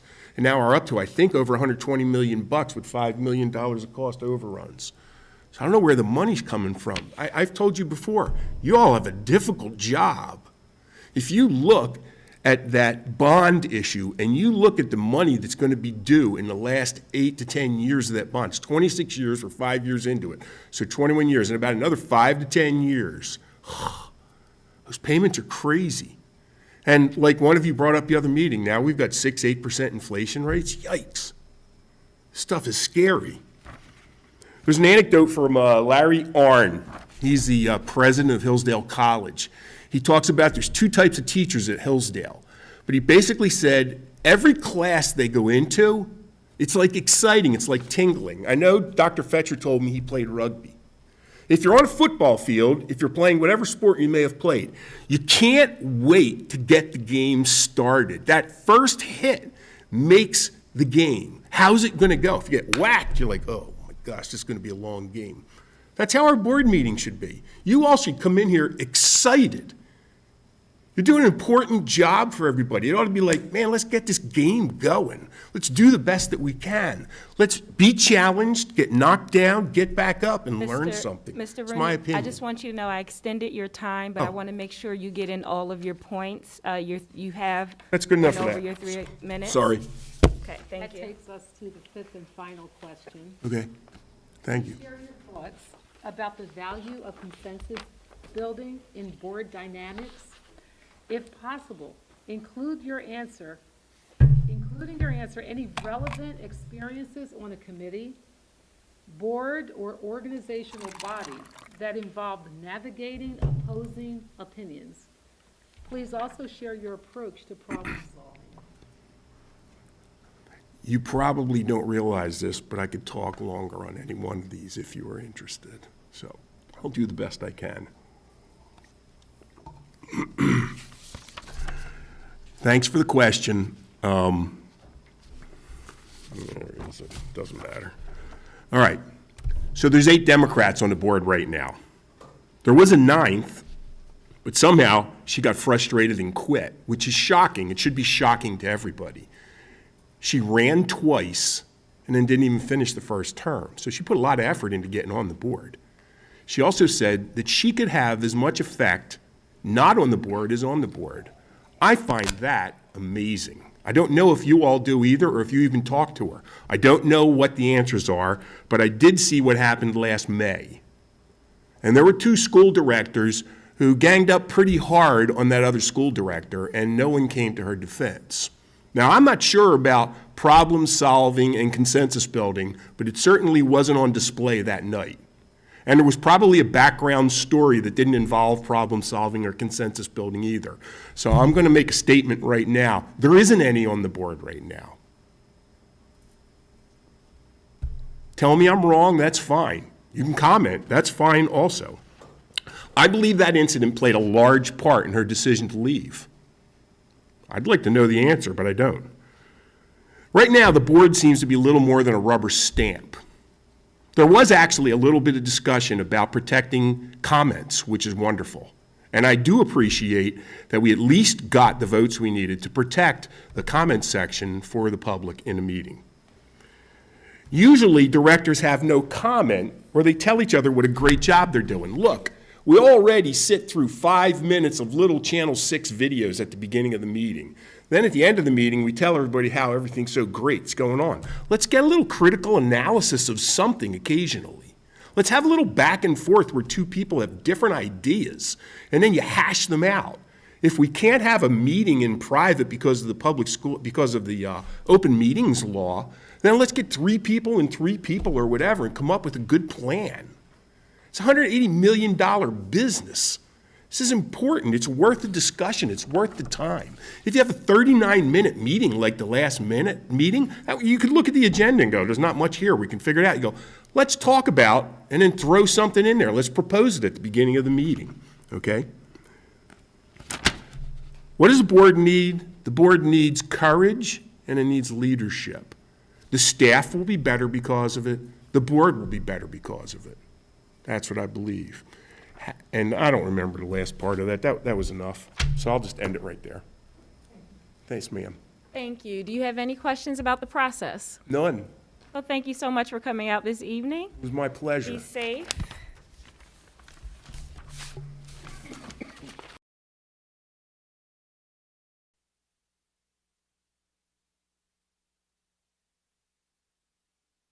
Good evening. Thank you for joining us this evening. We're just making sure our sound is on, and it is. Mr. Pennekamp, I want to make sure I pronounced that correctly. Yep. Yep, excellent. Well, welcome, and thank you for being here with us this evening. There are 5 questions.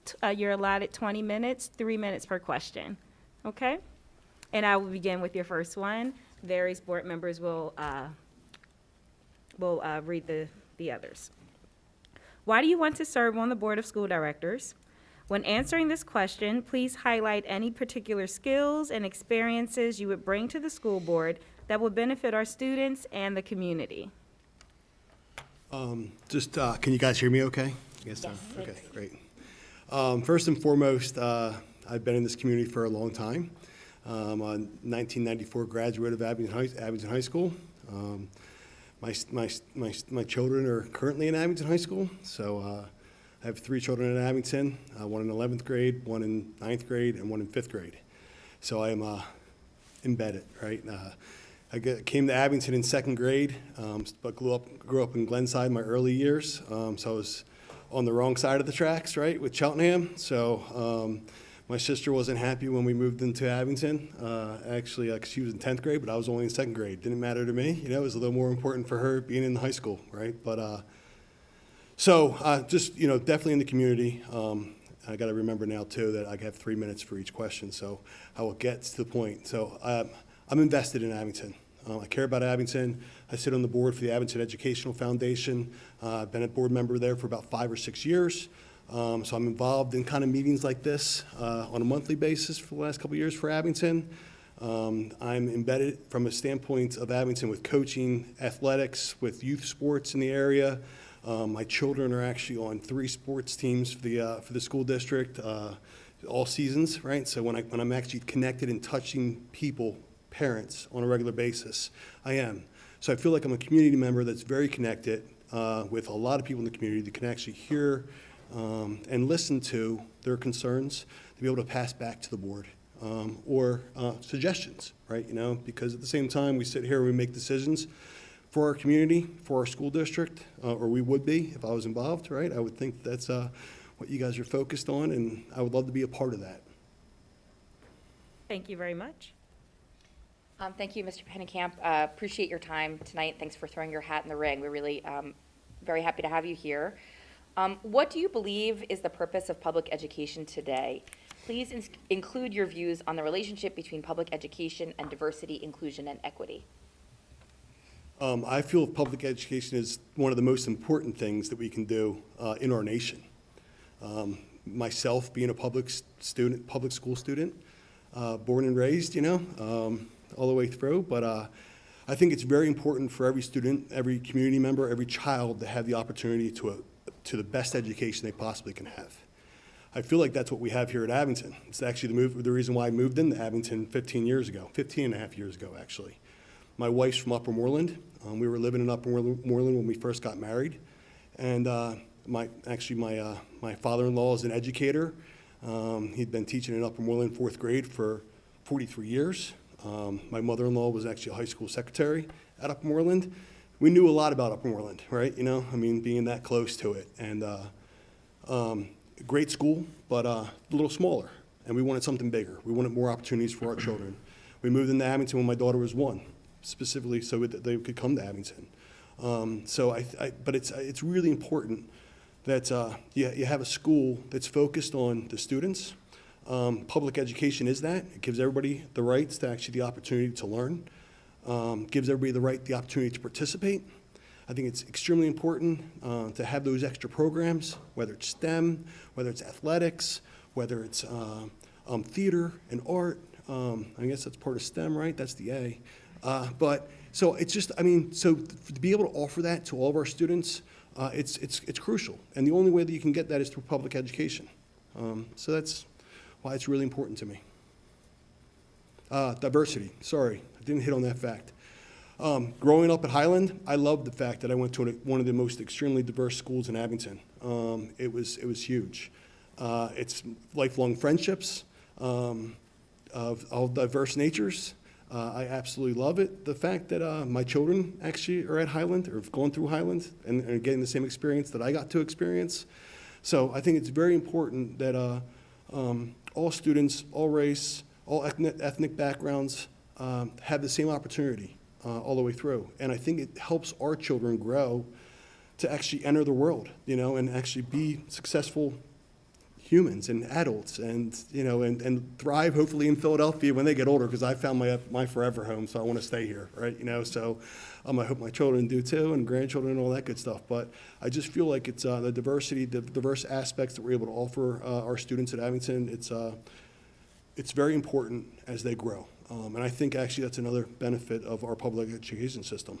It's people from all walks of life. We're not selecting handfuls of people to come, you know, to Abington. They're coming here because they live here, and they want to live here and be part of this community. Welcome this evening, Mr. Pennekamp. Thank you. I have your third question. It's thankfully short. Good. Did I go over 3 minutes on that one? No, you're fine. So the question is, what do you believe is the purpose of school libraries? Yeah, I mean, well, in the past, I remember it being the place to go and be quiet, right? You know, as you know, it's a quiet space for you to go and learn and study. I'm assuming I haven't been into a school library recently, but I thought about this question just a little differently. I thought about it in terms of where we are with technology and what we have in our hands today.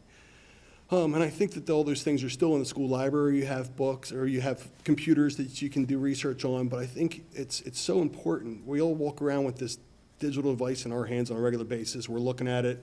It's bright in our face at night. You know, I know it's bright in my face at night when I'm laying in bed still looking at it, you know.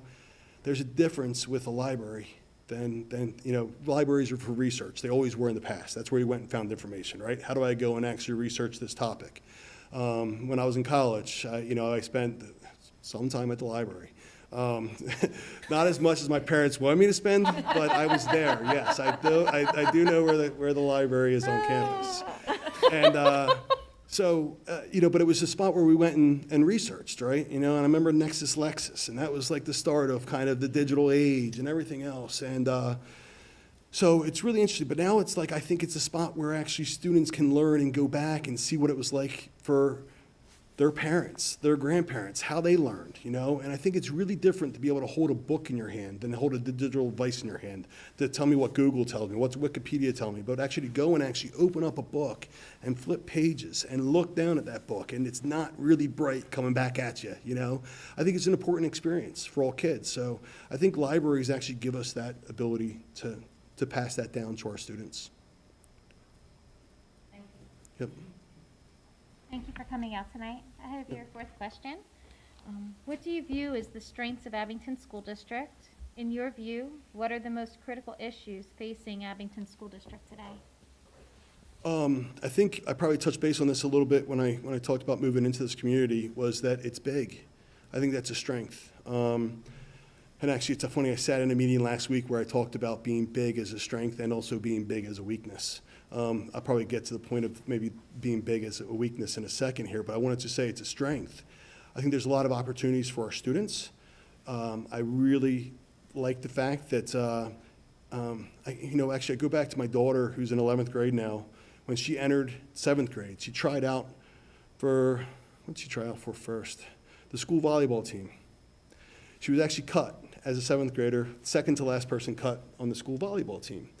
And so it didn't stop her. She went on to the next thing and tried something else. And she ended up making the costume crew for the theater, which was totally different, right? So it was like from one thing athletic, but it's just that she had that opportunity to go on to the next thing. What's interesting fact about that now is actually the high school coach said, well, somebody tell the tallest girl in school to come back out for volleyball. And now she's a junior and she's on the varsity and a starter on the varsity volleyball team, but she went back after it. But one thing that she learned at Abington was to always not give up, right? To always go out and try, to always be involved, to always try to, so that I think is a huge strength of Abington. A weakness, because sometimes you can get lost in the crowd. But I think if students are directed in the right way to go out and put themselves out there, they can actually find the group that fits with them, right? So, I think that's really important. There was a second piece to that question that I can't remember what you asked me, but I know I wanted to touch on it for a second. Okay. In your view, what are the most critical issues facing Abington School District? So I think right now the most critical issue facing Abington School District is probably funding. And I think it's every school district that has to deal with it. But especially in this world that we're in right now with inflation and what we're seeing from price and dollars, everything's getting more expensive and everybody's trying to find the money and trying to figure out how to pay for this and how to keep everything going, all the programs going that we have, right? So I think that's something that Abington will continue to look at. I do believe that that we're lucky that we are in a very, what I would say, a good community township with some good funds for our district, but it's something that has to be watched over the next couple of years. It's going to be interesting to see how everything works out, just in terms of the way funding's happening, and then the inflation that's really causing some problems. Yep. Please share your thoughts about the value of consensus building in board dynamics. If possible, include in your answer any relevant experiences on a committee, board, or organizational body that involve navigating opposing opinions. Please also share your approach to problem solving.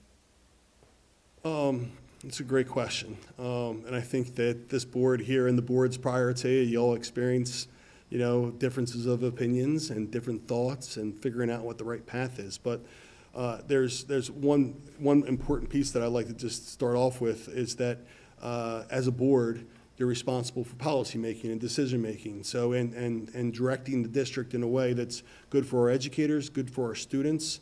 So you have to come to a decision, right? So you're forced to. There's not anybody, you can't sit back and not agree, right? So I think it's important to listen to all members, all ideas, and talk it through, pros and cons, setting it up.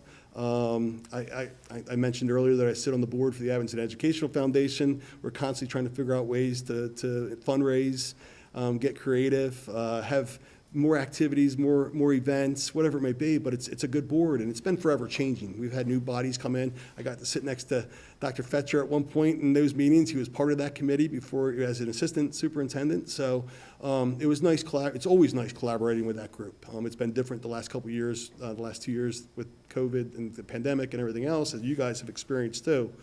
But I think it's important to be able to just listen to all committee members. I'm in sales.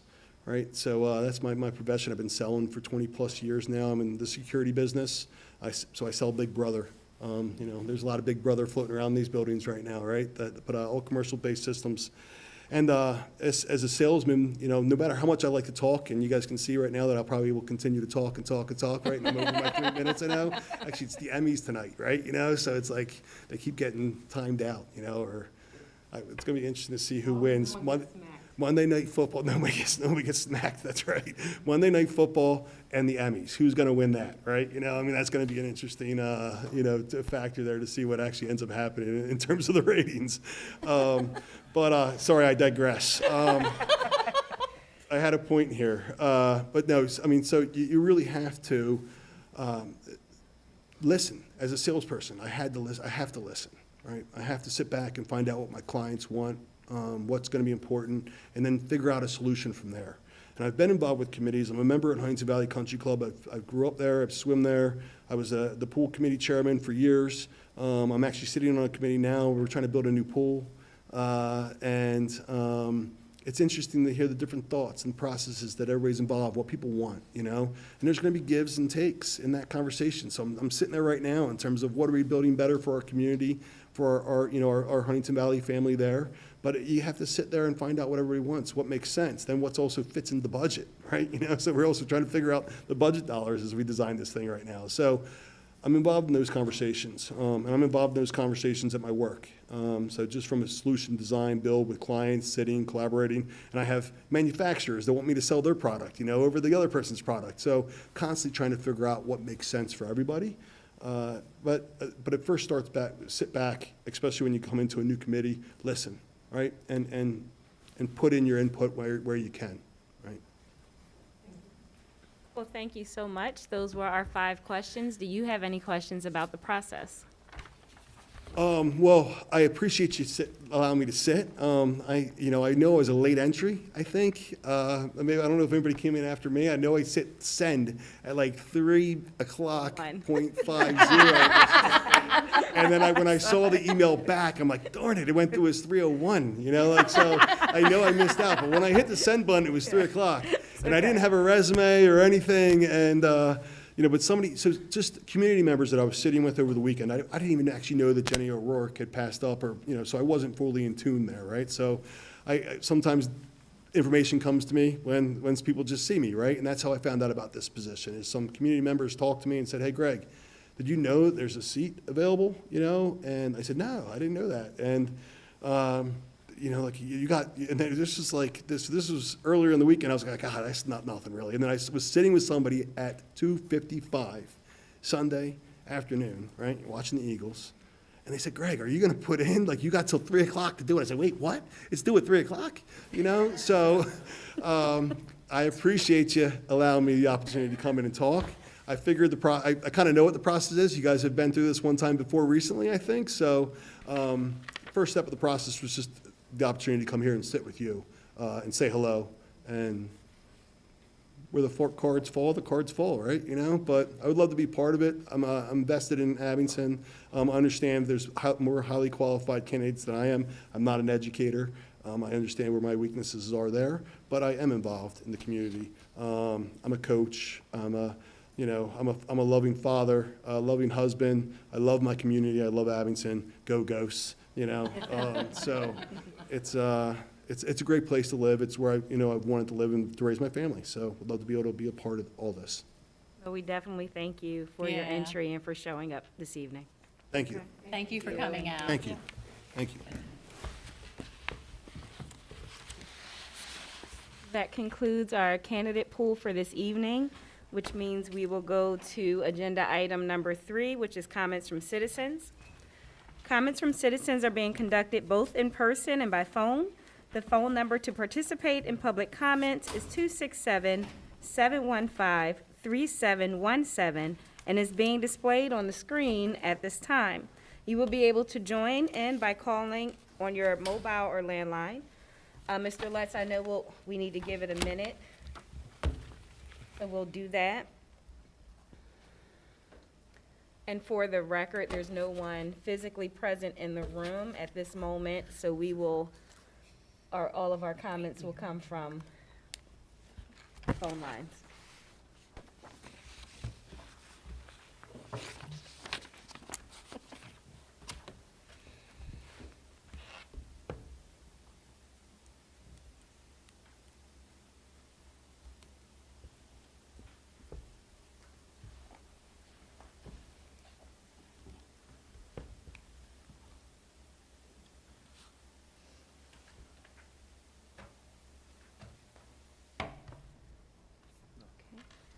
We'll give it just one more minute.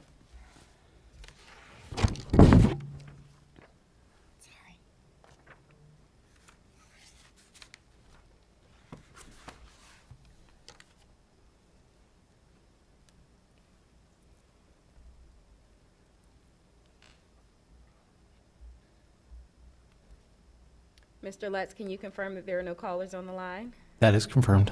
Thank you. At this time, we'll have closing comments from my fellow board members. Mr. Allen, Ms. Frazier. Thank you for all the candidates that interviewed this evening. Thank you. Mr. Kay.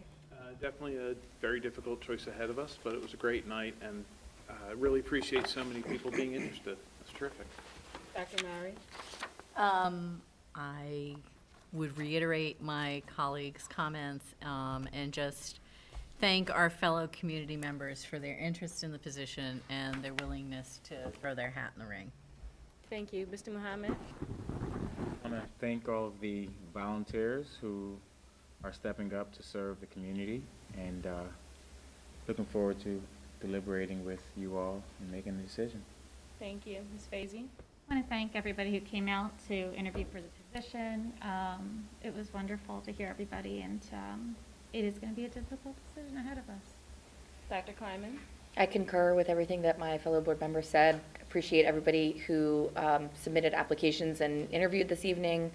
I know that it's a difficult thing to do, to put yourself out there, and we definitely have a hard choice in front of us. So appreciate everyone's time and commitment to the community. Dr. Fetcher.